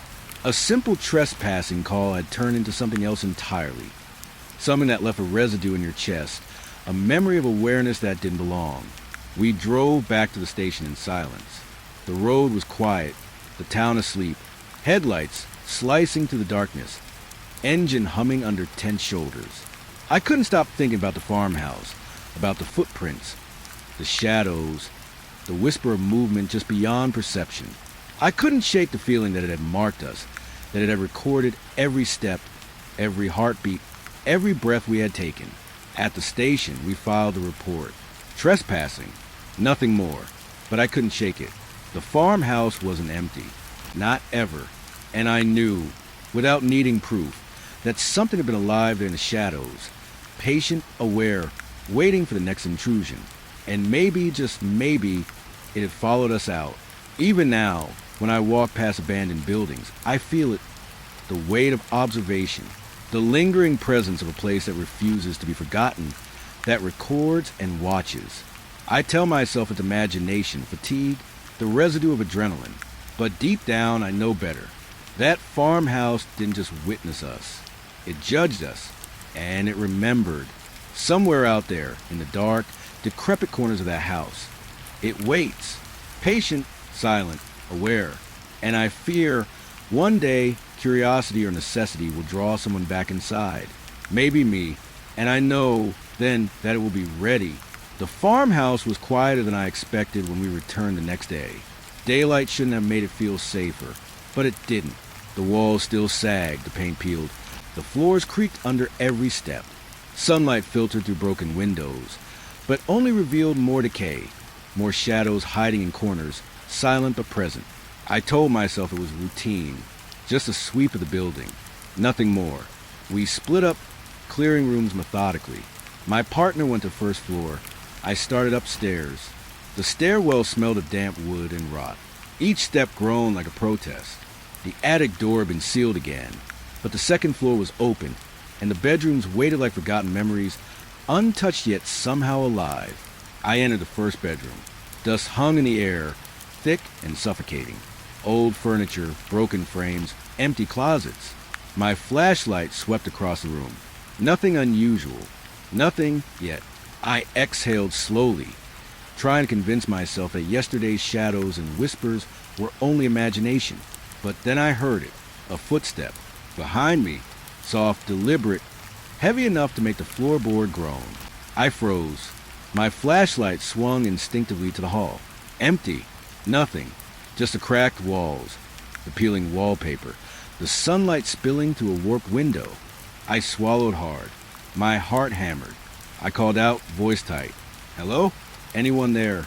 Nothing. Silence. Just the farmhouse breathing around me, settling its dust, shifting its wood. I told myself it was my imagination, echoes bouncing off the walls. But the step came again, slower this time, deliberate. Behind me, closer. I spun, gun raised. Nothing. Empty hallway. I checked the room again. Nothing moved. Nothing breathed, and yet I could feel the weight of someone or something just behind me, almost brushing against my back. The instinct to flee battled with the need to understand, to confront. I took a slow step forward, eyes scanning. Footsteps stopped. Silence. And then another step, this time from the far side of the room. Not close enough to be my imagination. Not light enough to be rats or debris. Someone or something was moving through the house with me. I backed toward the door, breathing tight. My partner was still on the first floor. If anyone else were here, I'd have seen them. I told myself that again and again, try and make sense, yet the sound persisted, patient, echoing, unrelenting. Footstep, pause, step, pause, like someone following a rhythm only they knew. I stepped into the hallway. Sunlight didn't reach this far. Shadows pooled in corners, dark as ink, and then I saw it, a subtle movement in the corner of my eye. I spun. Nothing. Empty.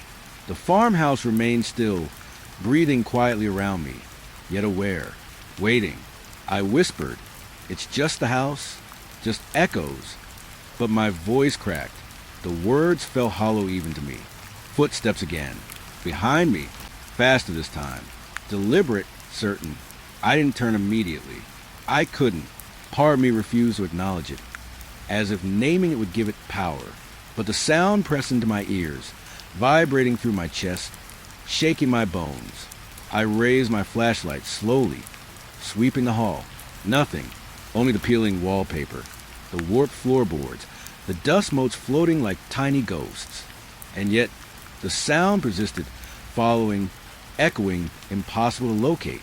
I moved toward the staircase, hoping it was a loop, a trick of distance, maybe a vent or creaking joists. But the farmhouse had other plans. The footsteps mirrored me, step for step, but always just behind.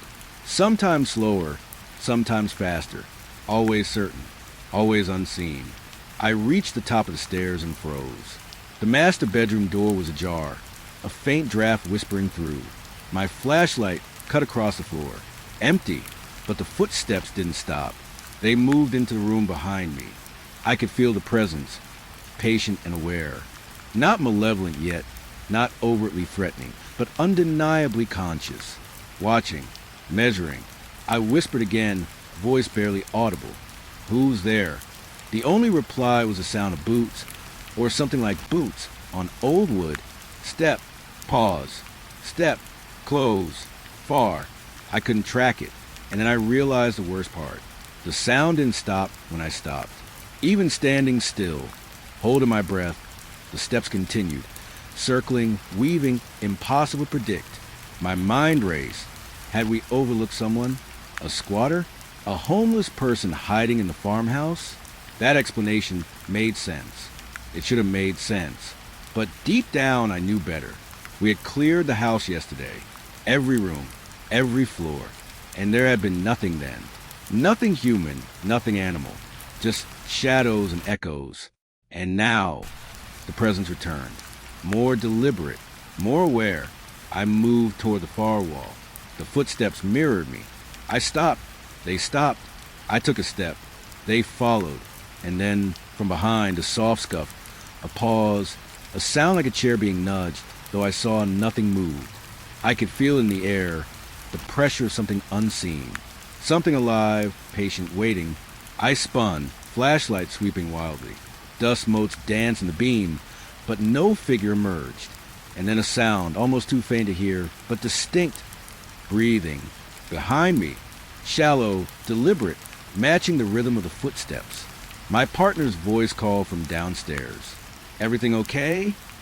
I swallowed hard, gripping my flashlight. "Yeah, just checking the upstairs," I said, trying to sound normal, though my chest tightened with each passing second. The footsteps shifted, faster now, but still unseen. They weren't chasing. Not yet. They were following, aware, responding, testing. The farmhouse seemed to pulse around me, alive in a way I had never noticed before. Every shadow stretched toward me. Every corner seemed deeper, darker, watching. I stepped into the master bedroom. Old furniture lay scattered. Dust hung in thick layers. disturbed by our presence. The sunlight cut through cracks in the boarded windows, illuminating particles in the air like tiny specters. I moved slowly, flashlight sweeping, and then I saw it. A slight shift of shadow at the corner of the room. Not human, not fully formed, yet aware, alive enough to draw my gaze. I backed up. The footsteps echoed my retreat. Step, pause. Step, step, pause. Around me, circling, always following. I tried to call out, try to rationalize. It's nothing, just the house. But my voice sounded empty. Even to me, it didn't sound like words. I moved to the window, peering out. Daylight, trees, empty fields. Nothing unusual. Nothing to explain the presence, the sound, the awareness. And yet, behind me, the steps continued. Constant, patient, watching. I realized then that the farmhouse wasn't empty in the way we imagined. Not in the way I trained myself to expect. It wasn't inhabited by people or animals. It was inhabited by attention, by awareness, by something that had learned patience over decades, maybe centuries. It moved through the empty space like a ghost tethered to the structure, observing, recording, measuring. I tried to leave. Step by step, I backed toward the stairs, flashlight trembling, gun raised. The footsteps mirrored me, just out of reach. Step, pause. Step, step, pause again. I couldn't predict them. I couldn't escape them.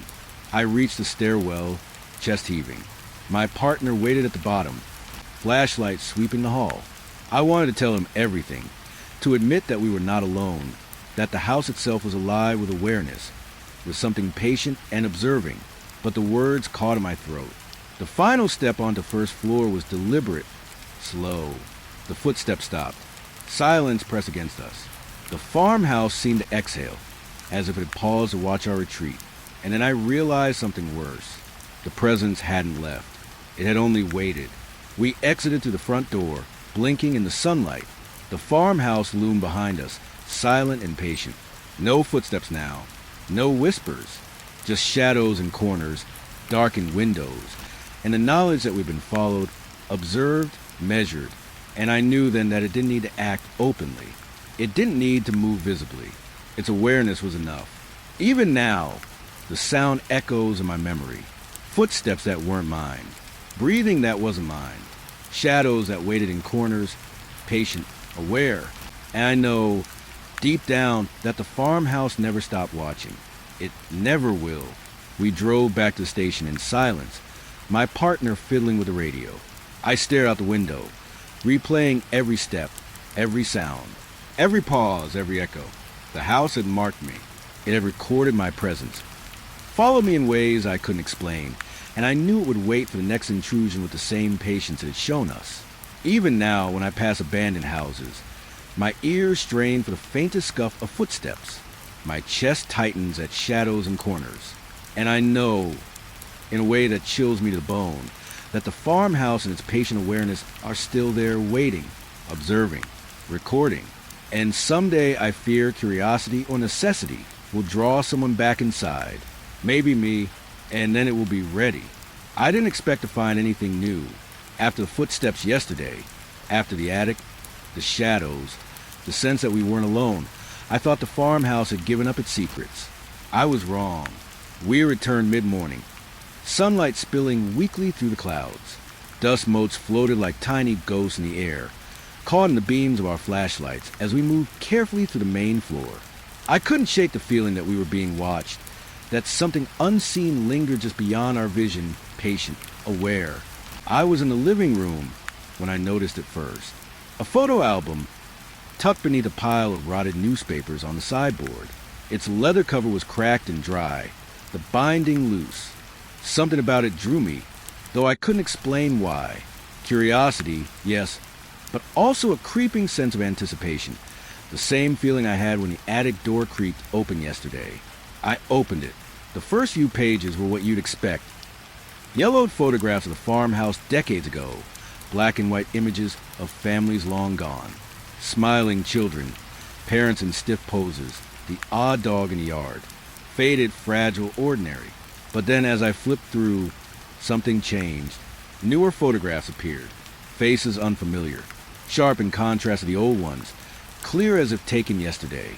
People in the same rooms we'd walked through, shadows in the corners, smiling, looking into the camera, but not at us, not directly, always slightly off, aware of something we couldn't see. I froze. My partner was behind me, flipping through a pile of books, unaware of what I had found. I flipped back and forth. The old photos were fine, ordinary, mundane. The newer ones, too recent, too alive. I whispered, "Look at this." He came over, squinting at the pages. His expression shifted from curiosity to unease. "Those aren't ours," he said. "No way someone's been taking photos here, not without us noticing." I nodded, but the feeling in my chest tightened. It wasn't just someone taking pictures. It was the farmhouse itself, recording, observing, preserving moments, stacking them like the dust on the floors, the shadows in the corners. The newer photographs showed small details at first. A rocking chair slightly moved, a curtain swaying, dust disturbed. And then the figures appeared, not just random people, faces that didn't belong in history. Eyes too focused, too knowing. They weren't hidden, but they weren't obvious either. Always at the edges of the frame, watching, aware. I felt the air thicken around me, the weight of the house pressing in, suffocating in its subtle, silent way. I tried to close the album, tried to put away, but my fingers trembled. Each photo was a record, a witness, a mark left by whatever still lingered in the farmhouse. I whispered again, more to myself and to my partner, "It's alive, in a way." He didn't answer. He was staring at a photograph of the living room, and I realized with jolt that it looked exactly like it did now, exactly as it did when we had entered. But there was someone in the corner, not fully visible, not distinct, just a shadow of a person, pale, watching. I flipped further. The same room appeared again in the next photograph, but the shadow had shifted closer to the center. I swallowed hard, heart hammering. Not only had the farmhouse been observed before our arrival, it was still being observed. Something was still here, capturing us, documenting us. I closed the album for a moment, trying to shake the sense of dread, but it clung to me, even when the light changed. Even when I thought I left the album on the sideboard, I felt it, the weight of awareness, the sense of being measured, recorded. We moved through the rooms carefully, every step echoing in the silent house. I kept glancing at the shadows, convinced that someone or something was following, observing our movements as it had before, captured in the photographs. I returned to the album, flipping carefully. Each page felt heavier than the last. The newer photographs became more unsettling. People, faces, appeared where they hadn't before, not just in corners, but in doorways, reflected in mirrors, lurking behind furniture, watching, waiting, each one unmistakably alive, each one impossible. I looked at my partner. "Do you see this?" He nodded, voice low. "They're recording us. Some way, they're keeping track." I swallowed hard. The thought clawed at my mind. The farmhouse didn't just observe history. It didn't just remember. It adapted, capturing the living, folding them into its records, as if the house itself were alive in a way that defied logic. I traced my finger over one photograph, a reflection in a broken mirror, faint but visible. A figure, watching from behind us, head tilted slightly. My stomach turned. It wasn't in the room when we looked, but the camera had captured it. And now, with every page I turned, I couldn't shake the feeling that it was still here, present, aware. I moved to the hallway, album in hand, flashlight sweeping. Shadows stretched unnaturally, bending toward the walls, following us silently. Every corner held the promise of observation. Every beam of light seemed inadequate, unable to cut through the weight of awareness pressing down. I opened another page. The living room again.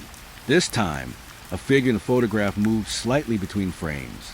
Not a blur, not a trick of light. An unmistakable shift, as if it had waited for the moment the shutter clicked.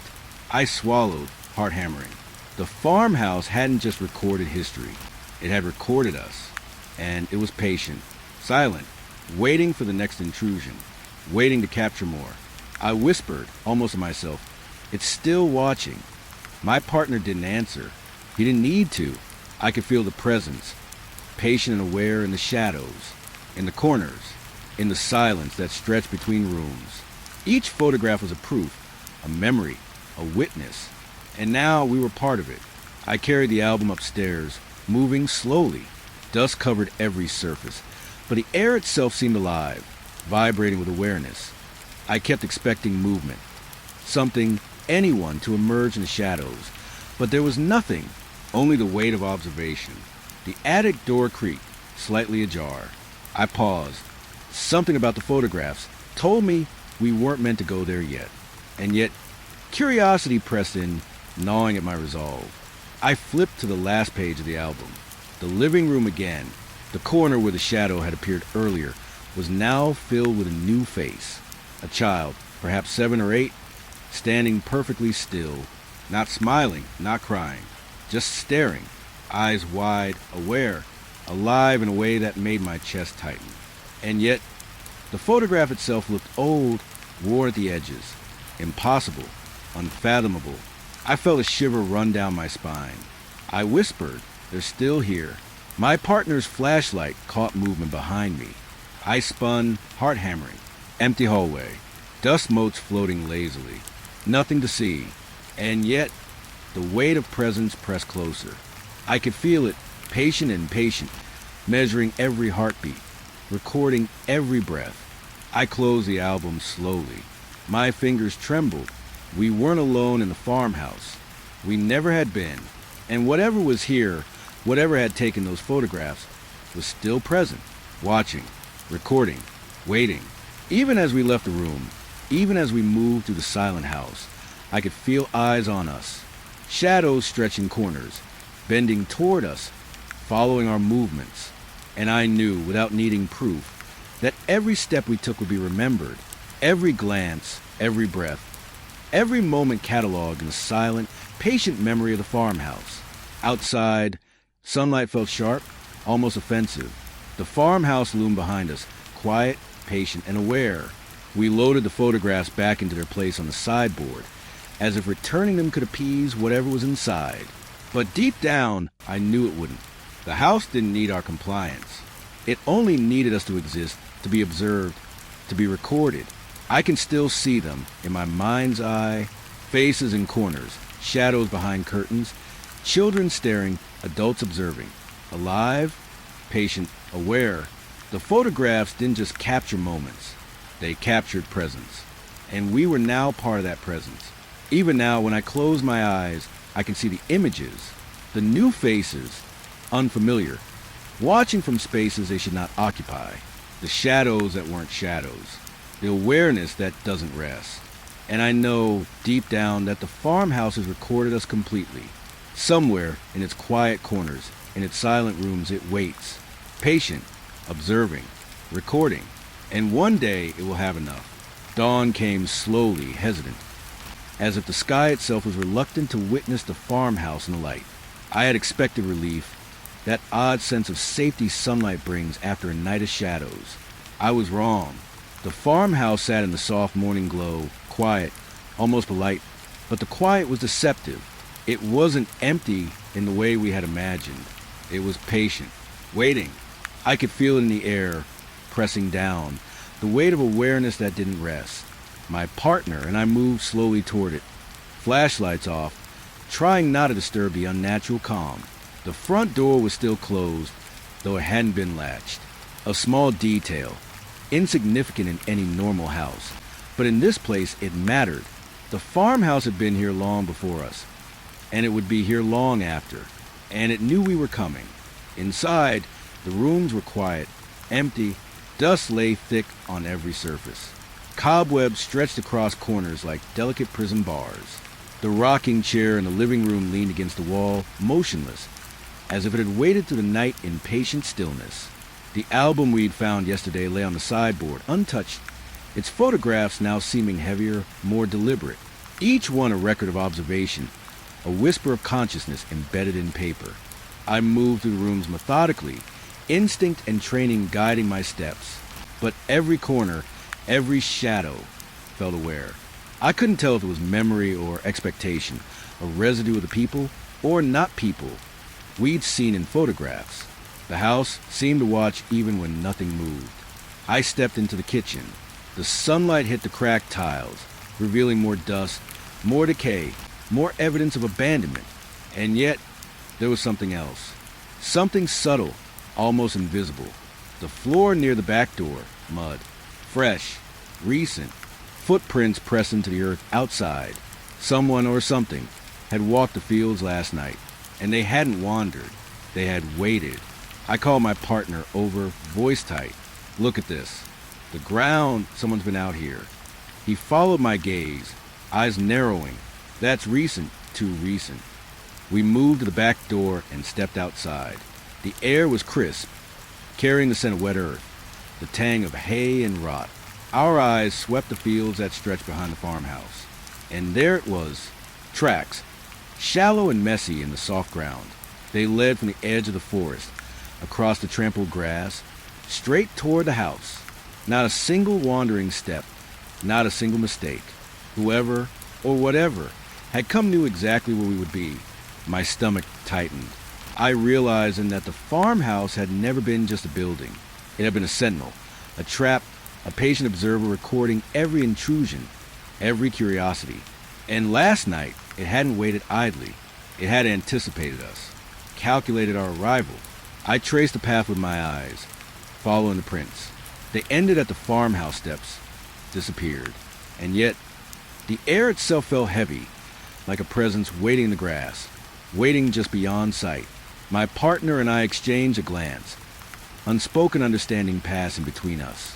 Something had been out here last night, expecting us, observing us. We returned inside, moving through the empty rooms again. The silence was oppressive, not just quiet, but deliberate. It pressed against our senses, filling every corner, every shadow. And I realized the farmhouse wasn't empty. It was patient, aware. Every sound we made echoed, recorded, cataloged. Even our presence now was part of its memory. I wandered back to the living room, my gaze falling on a rocking chair, still, motionless, and yet I felt it. Eyes, somewhere just beyond perception, aware of my focus, aware that I had noticed. I took a deep breath, trying to steady myself. The farmhouse didn't move, didn't need to. Its patience was its power. Observation was enough. My partner was by the window, peering at the fields again. Those prints, he muttered. They weren't random. They knew we'd be here. I nodded, throat tight. It's like they were expecting us. The sun climbed higher, casting long shadows across the farmhouse, illuminating the cracks, the boards, the decay. And still, I felt the weight of being observed. Even in the bright light, the farmhouse's awareness was tangible, pressing in, patient and unrelenting. I moved to the back hallway, flashlight in hand despite the daylight. Shadows pooled where sunlight didn't reach. Dust swirled in lazy circles, responding to our movements. And then I noticed something small, easy to miss, a footprint in the dust. Bare, recent, not ours, leading from the back hallway toward the kitchen. I froze. My pulse hammered. This wasn't possible. We'd cleared the house yesterday. Every room, every floor, every corner. No one else had been here. And yet, the mark was undeniable. Someone or something had moved through the house, quietly, deliberately, without leaving a trace beyond the dust it displaced. I whispered, voice barely audible. It's still here. My partner didn't answer, but his hand tightened around the flashlight. We moved slowly, systematically, through the rooms again.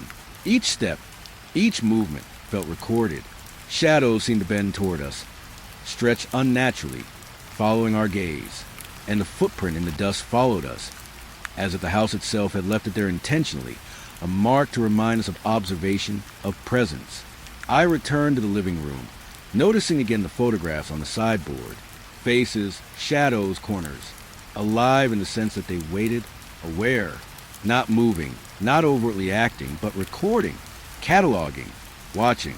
And I understood then that the farmhouse didn't need motion to terrify. Its awareness was enough. It didn't chase, didn't attack. It simply existed, patient, deliberate, unblinking. Outside, The field stretched endlessly. The prints leading to the house seemed to shift subtly in my memory, impossible to track entirely. Like the ground itself remembered our arrival. My chest tightened. We were part of the record now. Our presence, our fear, cataloged alongside those faces in the photographs. Observed, recorded, preserved. We walked slowly through the house again, clearing each room, stepping carefully. Every corner held the weight of observation. Every shadow seemed conscious. I could feel it pressing against me, patient and eternal. And I realized the farmhouse hadn't just recorded the past. It anticipated the future. It expected us. It knew we would be here at dawn, retracing its steps, stepping into its memory. I stepped into the kitchen. Sunlight illuminated the floorboards, and for a moment, everything seemed calm. But then I noticed it. Subtle marks in the dust. Lines, shallow impressions that weren't footprints exactly, but traces of movement. Circling, weaving. I swallowed hard. The house had been active, moving even when we thought it empty, preparing, waiting. My partner motioned toward the window. "The fields," he said, voice low. It wasn't just inside. I followed his gaze. The sunlight revealed more tracks. Shallow impressions across the wet grass. Someone or something had paced, studied, waited, all leading toward the house. Not chaotic, calculated, precise. Watching. I stepped outside again, boots crunching in the dirt. The air was crisp, the world quiet, but the weight of anticipation clung to everything. I traced the prints with my eyes. They ended at the farmhouse steps, the last trace disappearing into shadows. And I understood that the farmhouse had expected our arrival, as if it had known us all along. We stood there for a long moment, observing the empty fields, the quiet house, the lingering sense of presence. I felt it everywhere, in the broken boards, in the dust, in the shifting shadows. The farmhouse didn't need to act overtly to terrify. Its patience, its awareness, its silent observation was enough. I thought about the photographs, the shadows in the corners, the footprints, the anticipation. The farmhouse had recorded every intrusion, every step, every moment. And now, in the soft light of dawn, it had prepared for us again, expecting, waiting, observing. I whispered, voice tight, more to myself and my partner. "It knows we're here." He didn't answer, but I could see the tension in his shoulders, the careful sweep of his eyes across the fields, the house. We understood each other without speaking. Whatever was in that farmhouse, whatever had moved in the fields last night, was patient, immortal, watching, and our presence only confirmed its awareness. I returned inside, stepping carefully over floorboards, feeling the house record my movements. Each room, each shadow, each corner seemed more deliberate now, almost alive in its attention. The farmhouse had a memory, and we were now part of it. Our fear, our presence, our curiosity. It was preserved, cataloged, recorded. Even now, the memory of dawn haunts me. The empty house, the freshly trampled fields, the sense of expectation pressing down in the soft morning light. I can feel it in every abandoned building I pass. The weight of awareness, observation, patience. The farmhouse waits. Always patient, eternal, recording, expecting. And I know deep down that it will anticipate the next intrusion, the next curiosity, the next living presence that steps onto its floors, into its fields, into its memory. And I fear one day that curiosity or necessity will draw someone back inside, maybe me, and the farmhouse will be ready.